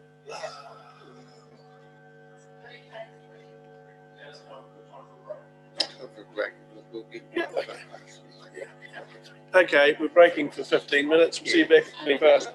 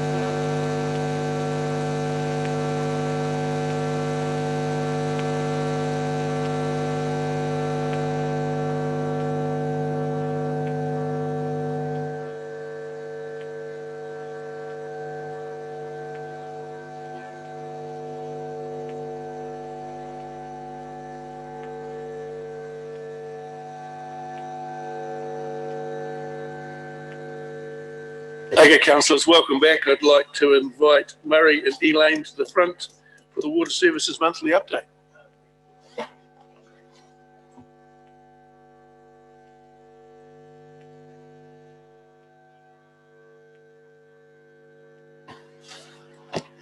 All right, good afternoon, everybody. We've got a relatively short report, although one I think that is of interest, particularly to the public. It's a discussion we've been having. So we're starting on page 164, and the report really is focused on nitrates. And so the first topic is nitrates in terms of wastewater. And what's that, sorry? Okay, yep, so if you've got an electronic system, they're separate to the public agenda, then there could be some different page numbers going on there by the sounds of it. So in terms of Darfield and Kiwi wastewater sampling, this is something that we've initiated back in 2006. A company called Liquid Earth does that work for us, and we monitor around about 47 bores. It changes from year to year depending on access to the private bores we use, but for all intents and purposes, 47 wells. If you turn over the page, we've got a map of where those wells are located. They're shown in yellow dots over that plan. So we've got quite a good representation of those. This is not a bore field that we've specifically drilled for sampling. It's ones that we're utilising existing private wells.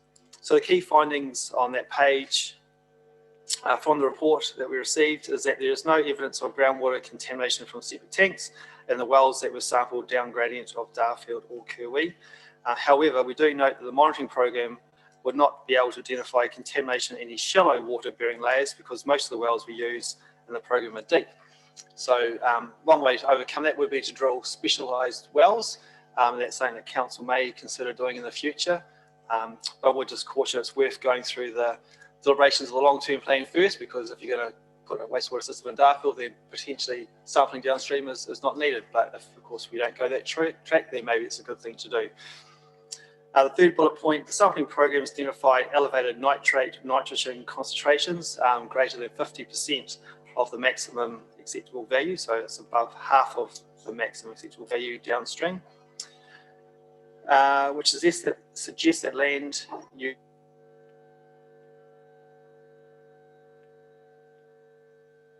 time. There we go, we're on again. Seems to be a bit of a problem today, it's sort of going on and off. So it does suggest that there is some sort of land use impacts that are causing those high nitrate levels. And a survey in 2008 indicated that most of it would be from fertiliser or soil mineralisations rather than wastewater discharges. So it's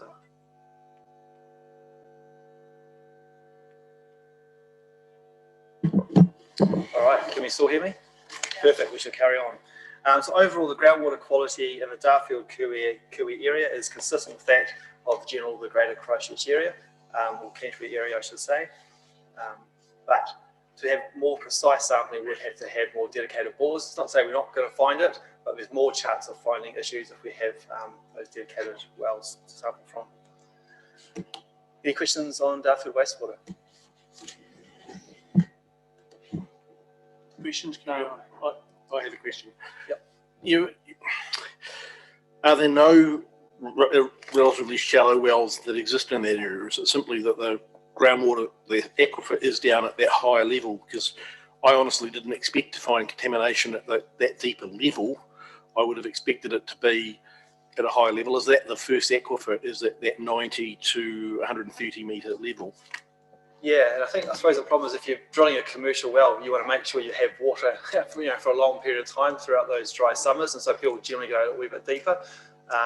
So there is a range of well depths, but not spatially. So there are some shallow ones, but majority of them are those deeper wells. So we could sink another 2 or 3 wells in there if we wanted to, but as I say, it's probably best to wait until we go through this LTP consultation process first. So I wouldn't have supported the shallower depths of drilling wells ourselves, but actually making sure that we're sampling as many of those shallow wells in that area as we can, because they would be where I would expect contamination to show first. And then moving on to the second part, you comment on the nitrate levels. The report says that where the levels are 50% the MAV or higher, we're going to increase the monitoring. but I think our community expects us to do more than just increase the monitoring.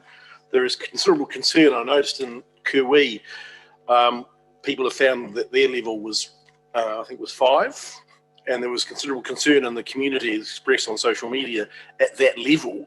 So I don't think that just we'll monitor it more often gives them a great deal of comfort. They really would be expecting us to say, well, perhaps we'll redevelop the well, go deeper. I mean, is there a better response that we could do for that? This is in terms of the drinking water supply wells we're talking about now? Yes. Yep, okay.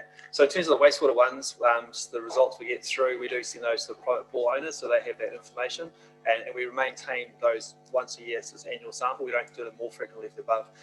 In terms of public water supplies, one of the ones you mentioned, some email correspondence was above half the MAV. So generally we don't use those bores as much. So for that particular bore, you'll see there the Rolliston one, Illinois Drive. So we have 4 bores going to one reservoir, and we limit the 4th one, which is Illinois Drive, to be the last one in that series, so we can blend that water more. It's interesting, treating a nitrate is actually very expensive, and so the recommendation we get generally is that you look for another source. So we go to another deeper aquifer or a different aquifer. Yeah, well, that was my question. Was if you look at, there are a number, particularly the Darfield, Dunsandel, Edendale, and Kuwi, where all of them are at least 5 or greater. Would we be looking at redeveloping those wells, going deeper? Because they don't, unlike Rolleston, they don't have a back. They're not one of a number. They're generally one of. Certainly except for Darfield, they're all one of one. Would we be, as an ongoing program, looking at redeveloping those wells to go deeper to try to get water with less nitrate? Yeah, we can definitely look at that. I just will make the point that it is a MAV, and the MAV is a maximum acceptable value. So the values up until that, as the government is saying, that those are acceptable nitrate levels. And I know there's a lot of contention out there in the community, but at the moment that's the guidelines that the government, I should say, has given us. Councillor McInnes. Kia ora, Dean. Thank you very much. I guess kind of a follow-on question. There have been several groups doing water sampling for people with private bores recently. Not us, but obviously Selwyn Horizon have done it, and then a couple of guys from Lincoln and Springston. And I was just wondering, is anybody actually recording the results, but also matching it to location and depth? Because I know it's not necessarily just in terms of wider monitoring. It's going to be an important question. Yeah, sure, we can drill deeper wells, but not everybody has the capacity to do that. And I know it's not necessarily your question to, or your topic to research, but I'm like, yeah, we've got the sampling going on. It would be great to know where it's taking us, or if it's being collated in some way. Yeah, so council is in communication with the zone committees who are arranging that sampling, and so we can ask for that data. It's a good idea. Our bores generally are deeper than those of private suppliers, so whether the information is directly useful to us, but it will help us to plan where perhaps we want to extend our water supplies in the future to help those who are disadvantaged with high nitrates. Thank you. And reminder that 11.3 is the MAV limit, not 5, so we're still under it. Councillor Hester. My issue is around the nitrate levels.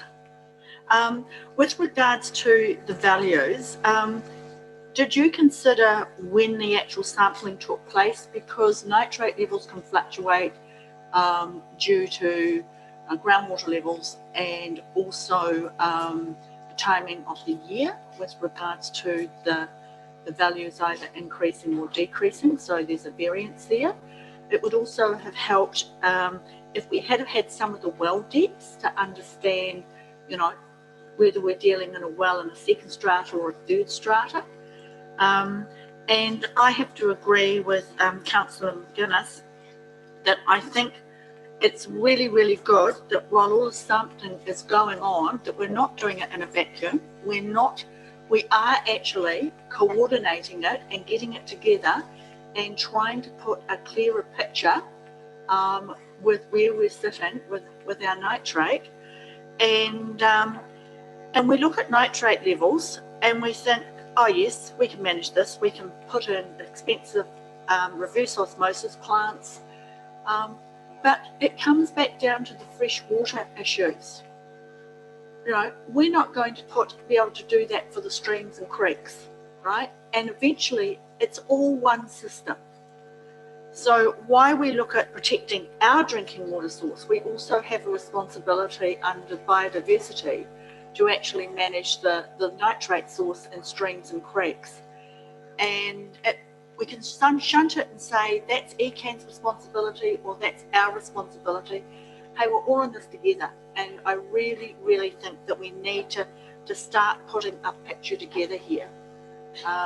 Yes, Councillor Hassan, we may be all in together, but we pay rates to ECAN for that. I don't think our ratepayers would like to pay rates twice for that. So, yeah, I can. I'll quickly respond to those. So there's quite a few matters raised. So in terms of information sharing, so all our reports we share with Environment Canterbury and Murray sent through to Tim Davies at ECAN, the Darfield reports. Just for the record too, this is actually on our website. So if anyone wants to read the whole report, if you just go to SDC's website, type in Darfield wastewater, just click on the first link, boom, that's there. So that information is there. In terms of seasonal changes, you asked a question, so you'll get the answer. It's quite a passionate project for mine. So we have seen some of those sort of fluctuations which we thought were seasonal, and so that what we're talking about, we saw some results quite high, then all of a sudden it will just drop down, step change, go low, step change, go up, and we thought maybe that was some sort of seasonal change. But what actually occurred was that it was actually held on the borehead run prior to our sample. So during summer, the low levels were lower, and the reason for that was because the bore had run for 24 hours, greater than 24 hours before we took the sample, and it had sort of a flushing effect. Whereas in the winter, the bore hadn't run for that period of time. Had the sample take the first sample from that first flush, and the nitrates were higher. So we did see the sort of first flush part of it, which I thought was interesting. Yeah, I've got a graph I can show you if you think that's really interesting, but I can leave. So. Yeah, it doesn't actually, I think the depth's not important, but I think probably more the confining layers are important. So Darfield is 240 metres deep, and that nitrate level hovers around half the MAV, whereas Lincoln's only 70 metres deep, but it goes through 3 confining layers, and the nitrate levels are a lot lower. So it's probably that confining layers that make the biggest difference. Excellent. Well, thank you for your report. There don't seem to be any further questions. Somebody like to move to receive that report, please? Councillor Mugford, Councillor Lemon, all those in favour say aye. Against? It's carried. Thank you for bringing that to us. Now, we've got 2 reports here for information. Murray Washington's going to speak to those. Thank you, councillors. Yes, very much for information, but we have been looking to put these onto briefing sessions, but they probably have been considered urgent enough or important enough at times to miss the cut. So in future, we're going to bring these as part of the monthly roading and transportation activity reports, just so that it's more regular. All the other comment I've made is, my couple of comments is, everybody's got a different opinion about naming the roads, and you can be assured that we have scratched our heads a number of times with some of them, and we have gone back to applicants at times and challenged it. I could argue that we have saved council having to consider about 30 reports over the last couple of years by doing that ourselves. But one thing I would like to note is that in this period of just 21 months, we've approved 112 new roads and right-of-ways. That's an average of 1.2 a week. And that's just testament to the growth that's going on in this area, because that's the sort of number that I was hearing out of the Manukau area 15 years ago. Thank you for that, Murray. Now I have Councillor Lemon and Councillor Eberhardt. Oh, yes, yeah. Yeah, thanks, Malcolm. First thing, a wee bit facetiously, I see Stirling Park, there's a Lyle Lane there. I think that should be noted in the meeting, Mr. Chairman. But Murray, just with the, yeah, it has a vibe, thank you. The temporary road closures, Murray, there's opportunity there, I know, with some of those, there's some feedback from the Anzac parades, and I guess you'd welcome that feedback coming through, so now's not the time or the place. And I guess the other one I would have alluded to in our briefing when we were going to have our updates from the each of the wards was around the road closures for motorsport events. And I'll just signal that that's something I'd like to bring to a future meeting, to have a discussion around the way that we treat those and the way that we look at those, and potentially support motorsport or not support motorsport in the community. So that's for a future meeting, but just note it now. Thank you, Councillor Lemon. That's noted. Councillor Epihar. Bill Murray, thanks for the report. I actually just had a question from a member of the Defence Force and the community around some of the names of the new streets that are going in, and whether it's relevant to this, I'm not sure, but I'll bring it up. He just requested, similar to Leeson, where some of the street names actually have poppies on the names, that consideration is given to Tiny Hill Drive and Anzac Lane here, to have poppies on those road signs as well. And in the case of Tiny Hill, possibly a black silver fern with a black circle to signify his involvement with the All Blacks as well. Points noted. Thank you. Being no more questions, somebody like to move that the report on the road names, Councillor Alexander and Councillor Gallagher. All those in favour say aye. Against? Carried. And the next report is on the approved road closures recommendation there, number 12. Somebody move that. Councillor Bland, Councillor Epihar. Councillor Hassan, you have a comment? Yes, just on that road closure one for Anzac, I note that the Springston is not on the list, and I just wondered, sometimes it's been partial closed, but this time round I understand that it was fully closed off, and it was a really positive situation for all of those that actually used the roadway for the Anzac service. Yeah, look, and Councillor Lemon raised it as well. If there's any feedback about the Anzac road closures, one thing that this council does do is support and fund Anzac Day road closures. So if there's any feedback on how they've gone, I appreciate that. The second one that Councillor Lemon raised was around rally sprints. It's always one that close. It's one that we have quite an internal discussion about whether that's a good activity or not. So we would appreciate comments back, because we're now putting those bonds in, but it's and the locals don't tend to complain about them, but it's just the risk and cost if something goes wrong, and whether that's sort of people coming from outside the district and using our roads for rally sprints and things, is that appropriate? So we'd appreciate that feedback, and maybe that comes back into the future monthly rating reports as well. Thank you. Councillor McInnes, you. Murray's actually answered most of it. I was at the Mead Anzac service, which does not have a road closure, but my observation is that it'd be really good if they at least had some support to bring it down to one lane. I know it's a major road for that area, but the number of people who were spilling out onto the road and cars still going up and down, including a couple of double trailers, it was actually potentially quite dangerous. Yeah, if you've got to note about any of those comments, we can take those up. I suppose it takes a bit of the local committee to actually instigate the request, so that'd be good. Thank you. Councillor Alexander. Thank you. I just note for the second year in a row, the contractor who's done the Ralston road closure has not actually closed the road according to the road closure recommendation.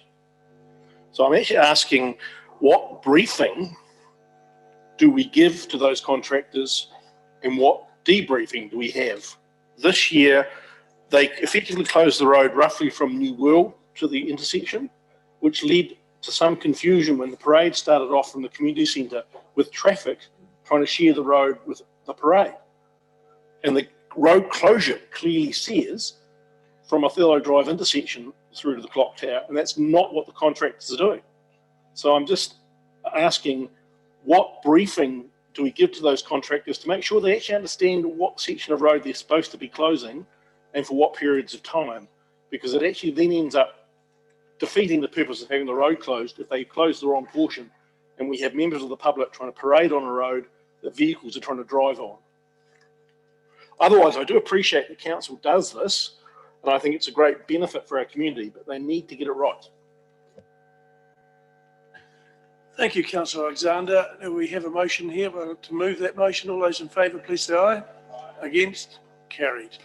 Thank you, councillors, and that now will bring us to the register of documents for signing and sealing. Point of order, Mr. Chairman. Before we move to the register of documents for signing, normally on our agenda is a review of issues raised in public forum. I'm doing that next, Councillor. Thank you. So, somebody like to move the documents for signing? Councillor Gallagher, Councillor Bland. All those in favour, please say aye. Against? Carried. Right, now we'll move on to items brought up in public. The public forum. The item over the Prebbleton roading, I believe, Councillor Alexander, you wanted to make some comment on? Thank you. They raised a number of issues.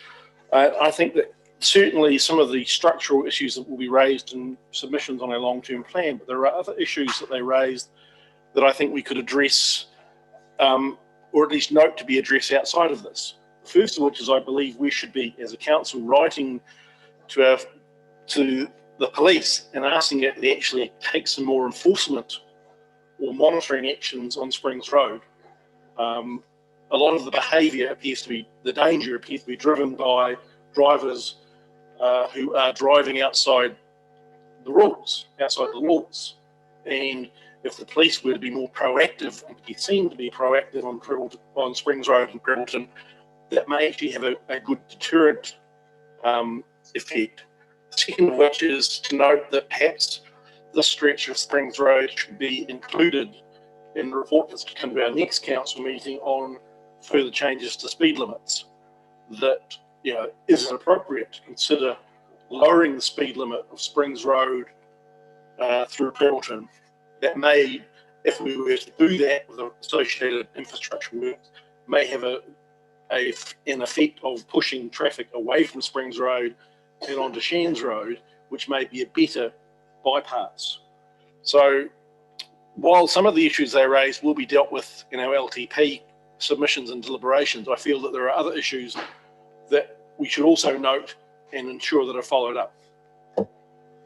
Thank you, Councillor Alexander. I can assure you that the police are playing an active role on that road with mufti cars and uniform cars in the last few weeks, and are having quite a good success rate. But as I've said to the individuals involved who are here today, signage doesn't slow people down, unfortunately. Road driver behaviour does. Douglas, you mentioned to me that you had an issue you wanted to bring up on this subject as well. Your worship, I'm still on the list to talk. Oh, sorry, Grant, my apologies. Councillor Miller. Sending a bad vibe out. Look, I want to wholeheartedly agree with the people who submitted today at the front.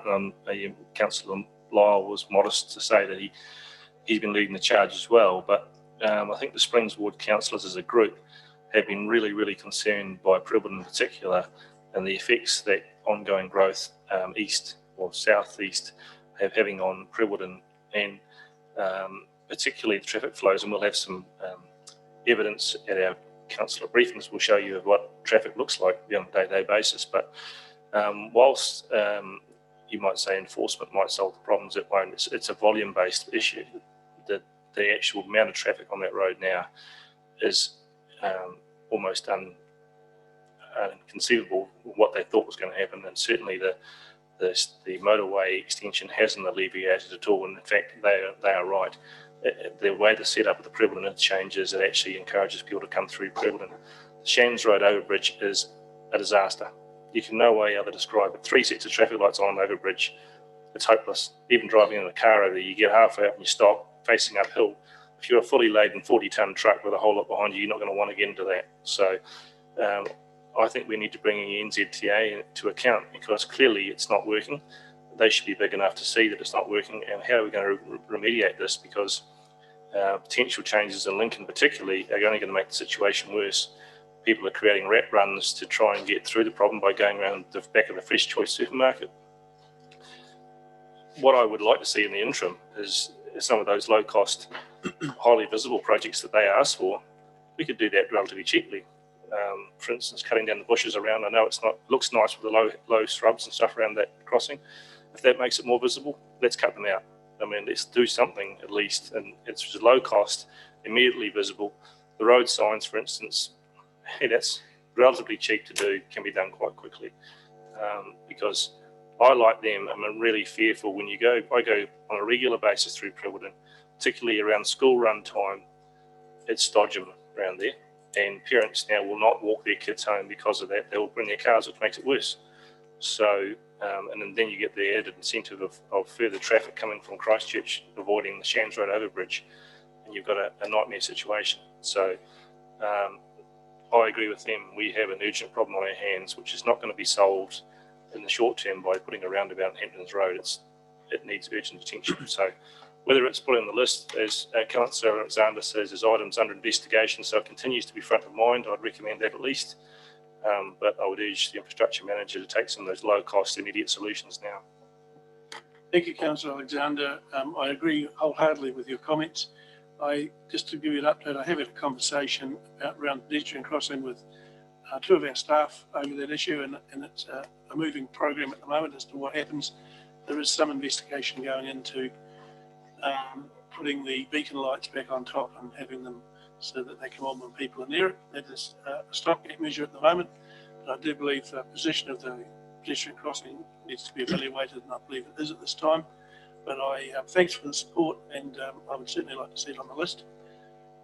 Sorry to interrupt again, but one of the problems with pedestrian crossings is they give pedestrians particularly a false sense of security, and especially kids who are led to believe that I can cross safely here and step out. And although you want a safe place for kids to cross, it's almost a double-edged sword.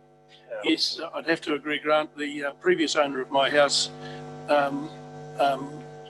died from the result of injuries received on that crossing 33 years ago. So it is very real in my mind in that community. Councillor Ikuha, and Councillor Hesson. Yeah, I'd just like to be on the record in supporting Grant's comments. Councillor Hesson. Sorry I missed the presentation, but it brings up a wider issue of how we actually manage traffic management throughout our small town, throughout our rural townships. Do we have a plan going forward about upgrades, or are we relying on subdivisions to actually do it at a piecemeal approach?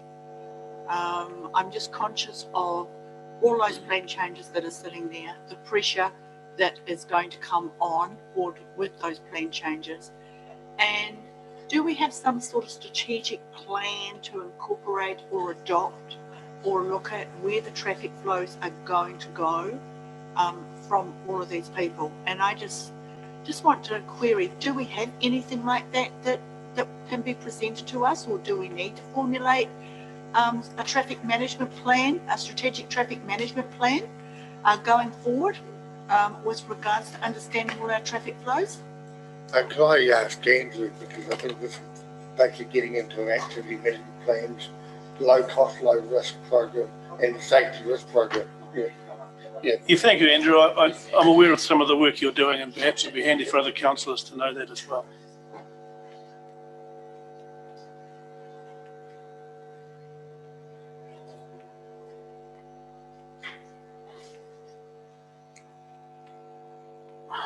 Well, I think I'm very well qualified to talk about this, considering I've been spending quite a long time going through the LTP submissions and writing the responses to those submissions.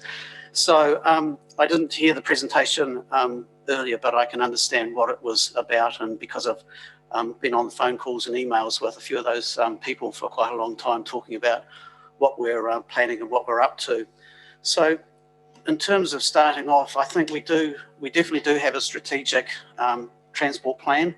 It started off with the CRET study, and it identified all the main strategic roading upgrades that we needed to do to cater for growth in the greater Christchurch area at the time it was undertaken, which is, when it was adopted, it was in 2007, so time's moved on very quickly. But I think in terms of the Privilton context, it's a challenge, because we both have Springs Road as an arterial road going right through the middle of the township, but we also have Shans Road sitting off to the side, which is now linking through the interchange to CSM2.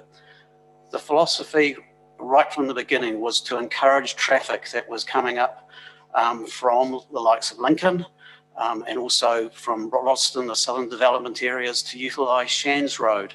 And that is where the principal interchange was positioned onto the motorway.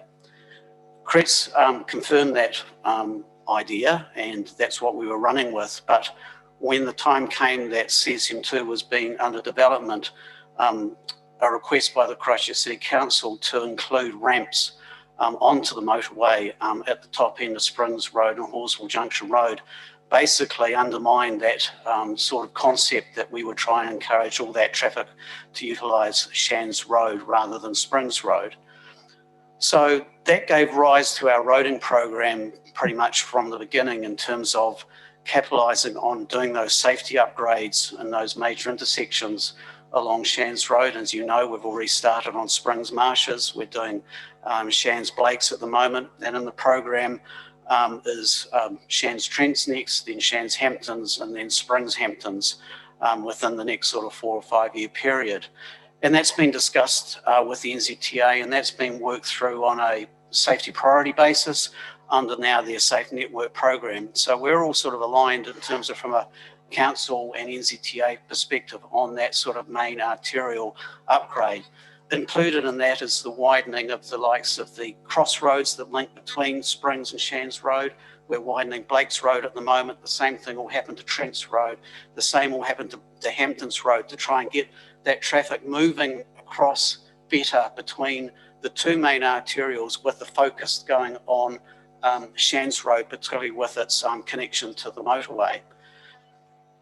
So that's one aspect. The other aspect is that we still have the issue of traffic going through the Pedestrian Township. And this was always front and centre in terms of the discussions through the CREAT's transport strategy on how we deal with that. And it was hoped, with what I just explained before, that the volume of traffic, or the amount of traffic that would go through Springs Road, would peak in terms of further growth of that. The trouble is that with the advent of the high growth that we've had post-earthquakes, and now also probably looking down the barrel of some of these plan changes, it certainly accelerated the demands on those two arterial roads, being Springs and Shands Road, which is why we've also got in the LTP the upgrade of Ellesmere Road, which is the other arterial to connect to the Christchurch network, as we see that as really important in terms of trying to head off some of that traffic growth that may occur further at Lincoln. But I think in terms of the discussion around the severance aspect on the Prebbleton Township that Springs Road creates, we've also got some plans for that in the program. One of them being that we've discussed with the NZTA, again under the Safe Network program, to introduce a series of speed calming treatments along Springs Road that will help reinforce at that time that we proposed to lower the speed limit. So for instance, we could lower the speed limit to 30 kilometres an hour, which would really discourage a lot of through traffic. But to get to that level of lowering, if that's the right terminology, you have to support it with the right engineering works. However, there could be an opportunity, and particularly with the new speed setting rule, to actually look at lowering that speed limit before that. And that's something I would have to defer to the likes of the service delivery team to work through that to see how viable it is. But I think the thing is that you can be assured that we've done everything we can at the moment in terms of dialing into our long-term plan and our discussions with the NZTA to try and deal with this problem. But to be fair, it is sitting on two main arterial routes. We are experiencing growth. We will continue to do so. So it will be an ongoing challenge for us. Just to finalise that, I did a quick tally up on what we actually have in the 10-year proposed long-term plan for the arterial upgrades for Prebbleton, being on Shands and Springs Road, and it totals 17.4 million. And that basically puts it into the same category of level of funding that we've also got sitting there for the likes of the Rolleston Town Centre and for the Lincoln Town Centre. So we're trying to provide a balanced approach over the 10-year program, and we hope that we've also got enough in there, which I think we have, to deal with things. But we just have to work with what we've got and try and achieve the outcomes that we need within the parameters that we can, particularly when it's subject to NZTA funding as well. Thank you, Andrew, for bringing us up to speed on that. I'm aware of the work you're doing, and I'm very aware of the constraints living very close to that roundabout. Sophie. Kia ora, Andrew. Thank you for stepping into the hot seat there. I initially pushed my button, so I was going to support everything that Grant had said before, but also, so the presentation they included, they had a photo of the sign that you see on State Highway 73 as you go into West Melton, and they were asking if they could have one on Springs Road as you approach the Hamptons Road junction. And I was just going to suggest that that might not be the only place worth putting it on there. I have to admit, I used to be part of the problem crossing, going down Hamptons Road, crossing over, commuting into Hallswell. And it is, the way the houses have grown, it is something that you need to be aware of. And there are a lot of people who've travelled that journey for years and really don't get how many houses there are in that area. There's probably quite a few potential sites for that sort of sign around Prebbleton as it stands. But the other question I was going to have, seeing as you're here now, was, are you part of the spatial planning, that the Greater Christchurch spatial planning type work that's going on? Because obviously traffic movements is a huge part of it. Yeah, I can certainly say that I am part of that in terms of in that wide group of both transport managers and planning managers that are working through the Greater Christchurch 2050 spatial plan. And obviously, as we should all know by now, integrated land use and transport planning are a necessity in our situation and over Greater Christchurch. So yeah, these things will be considered, and along as you've heard me talk about before around MRT. So hopefully that may be some ability to cater for traffic demands, transport demands as we go forward, to try and reduce the amount of car use, single occupant vehicle use as well. But in terms of your comment about the signage and the threshold signage, yes, I would agree that there are things that could be done sooner rather than later to help the situation. And I think we've got an opportunity to work towards those very quickly now. Thank you, Andrew. Councillor Miller and Councillor Hudson. Sorry, I've already asked a question, but Andrew's saying I'd like to ask another one. The presenter today also said that he had a potential solution which may involve purchase of land which is coming for sale. I just wonder if you're aware of that. My illustrious team members there in the property team just alerted me to that just before we walked in. As I understand it, it had something to do with surplus land from the CSM2 project. Not sure where they're coming from with that, because the only surplus land or that aspect is at the top end of Hamptons Road, where it used to. All I wanted to make sure was that the opportunity at least look at and say, there's no requirement. There's no requirement on us because we've got no roading upgrades proposed up there. Douglas has an answer for you. Yeah, there's 3 pieces that are at the top end of Waterholes Road. If we can bring it up, I've talked to Chris. Sorry, Andrew, I haven't had a chance to talk to you. It doesn't need too much from council. It just needs us to. While you're coming forward, I'll complete the second part of it. That the fundamental problem, as far as the locals see it, is that they've done such a good job with interchange at Prebbleton that why would you go to Shands Road? Shands Road overbridge is very user friendly. Especially if you're going to increase the volumetric by bringing cars across from Springs and have more cars coming up, getting on top and getting them away from them to turn right or left into the motorway is not desirable or helpful. And you think about Whedon's overhead bridge with the full grade separation and the roundabouts. NZTA have sold us short on Shands Road interchange because it just doesn't work well. And I don't know whether are they aware of that, or can we make them aware that actually that bridge does not work from a functional point of view? I mean, it works, but only not the way they want it to work, or we want it to work. Yes, thanks, Councillor Miller. You and I have had a chat about this a few times before, and I think it's a bit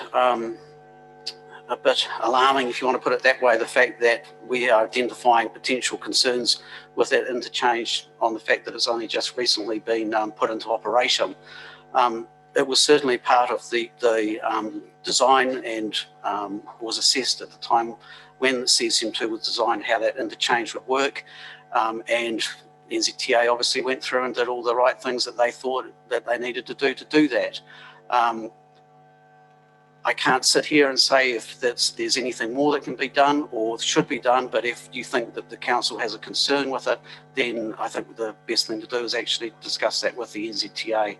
I think also I've got to point out that we've got, you know, issues with those ramp situations at the top of Springs Road where traffic has to cross a traffic lane at that Horsell Junction roundabout to get onto the on-ramp to the motorway. And again, that was a outcome of the last minute decision, if you want to put it that way, of including those ramps into the design. So there's always constraints and limitations. And I think I would have to say that while 100 things may not be 100%, if we did not have those facilities there, we would be in a far worse position than we are now and would be going forward. So just to be clear, are you suggesting I write to NZTA or the Mayor write to NZTA? Because I've got more horsepower than the Mayor, I would imagine. The Deputy Mayor will have a conversation with the Mayor and we'll see what we can achieve. I think ultimately that's... As you're aware, I'm very unhappy with the lack of signage there at the same location. Mine's just a quick question. Deborah, yes, well Douglas is getting ready. Yes. Have you considered just traffic lights in Prebbleton to actually slow the traffic down at the Birches Road intersection? Because when we actually get development on the other side of Birches Road, you know, the amount of volume of traffic coming down Birches Road and then may come out of the other development, we may...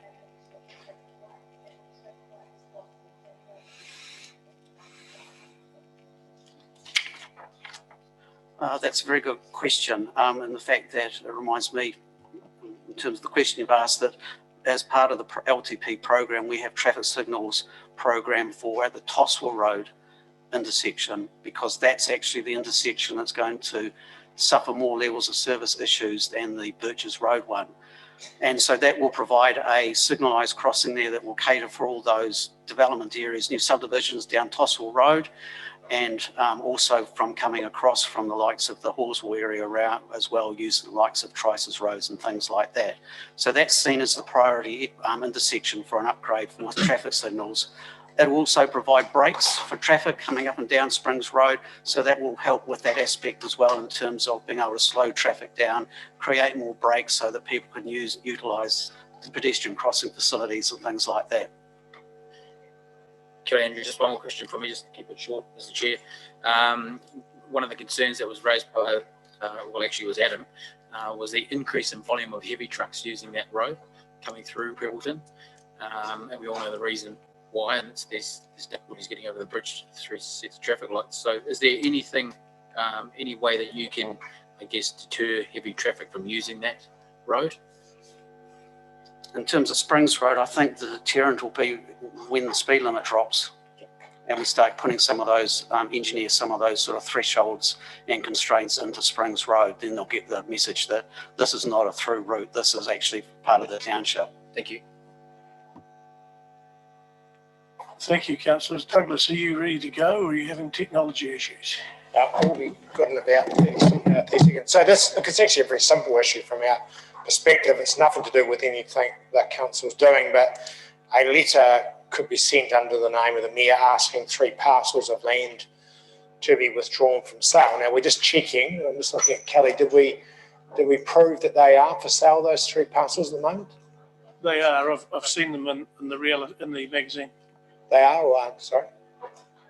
Okay, yeah. So we just need to check. But where the gentleman was coming from is on the southern motorway. Just bear with me for a second as I find it. It's as the southern motorway passes Waterholes. It comes to, yeah. So here's Claremont, right? We can see that. You can see this. So this is an early aerial, but this road here is Waterholes. Waterholes squares up and there's an overbridge over here. What he was saying is the three parcels of land which have NZTA ownership on the moment, and Andrew might know whether they're surplus or not, if they're not sold, they're just held, in perpetuity, then there is the chance to allow the motorway to roll off here. Now, where his argument is coming is that if you have traffic coming down either Shands or Springs going towards Rolleston or in particular, then they can actually just come off, roll off down Waterholes, and ultimately end up on Selwyn, which is here, and then into the back of Rolleston. So his logic is not everyone would need to come down the motorway, they would just do here. Now this is something that's got 10, 15, 20 years away, but it's just simply if they would sit on those street paces. I don't think we need to be in there purchasing because that's probably a step too far. But a leader just encouraging if they're on the market to withhold is probably what we're suggesting. Thanks for explaining that. I was, as I say, caught a little bit unawares in terms of the suggestion. I think you'd first have to engage with NZTA to understand if they had any desire to make that roading connection in the future. And I would probably have to say quite categorically at this point, they would not be interested. Nor do I think it's actually an issue for us in regards to pumping a whole lot of traffic off the motorway down Waterholes Road as a local road, which we've actually in some respects declassified from our main roading network in preference to the likes of the other roads such as Lincoln Rolleston Road, Selwyn Road, Shands Road, etc. So I'd have to be really, you have to proceed with caution on this one, and it would need some careful discussion with NZTA first to understand their position before we get into advocating, holding properties. Thank you, Andrew. Thank you, Douglas. I think we've spent quite a bit of time on this. I'm very happy for that to have happened because it's right outside my front door. But thank you, councillors, for your input on this. The other issues in the public forum this afternoon were the zone committee and the bylaw. The bylaw is passed. I don't think there's anything else to discuss there. The zone committee report was fulsome and delivered perfectly. There was a real buzz and vibe about that one. So I think that concludes the work that we've needed to look back at those, and I will have a conversation with you offline and the Mayor in the next 2 days and discuss these issues around that piece of land with transit. Councillors have suggested that that this issue with the speed through Prebbleton Township go on the items of interest. Is everybody in support of that, or is that agreed? Okay, so I'll get that put on to read. Right, councillors, well, thank you. Well, I think that brings us to the end of the ordinary part of the meeting. So I'll close the ordinary meeting and move into a resolution to exclude the public. So we can move into the PX part of our meeting. So moved by Lemon and Epihar. All those in favour say aye. Carried.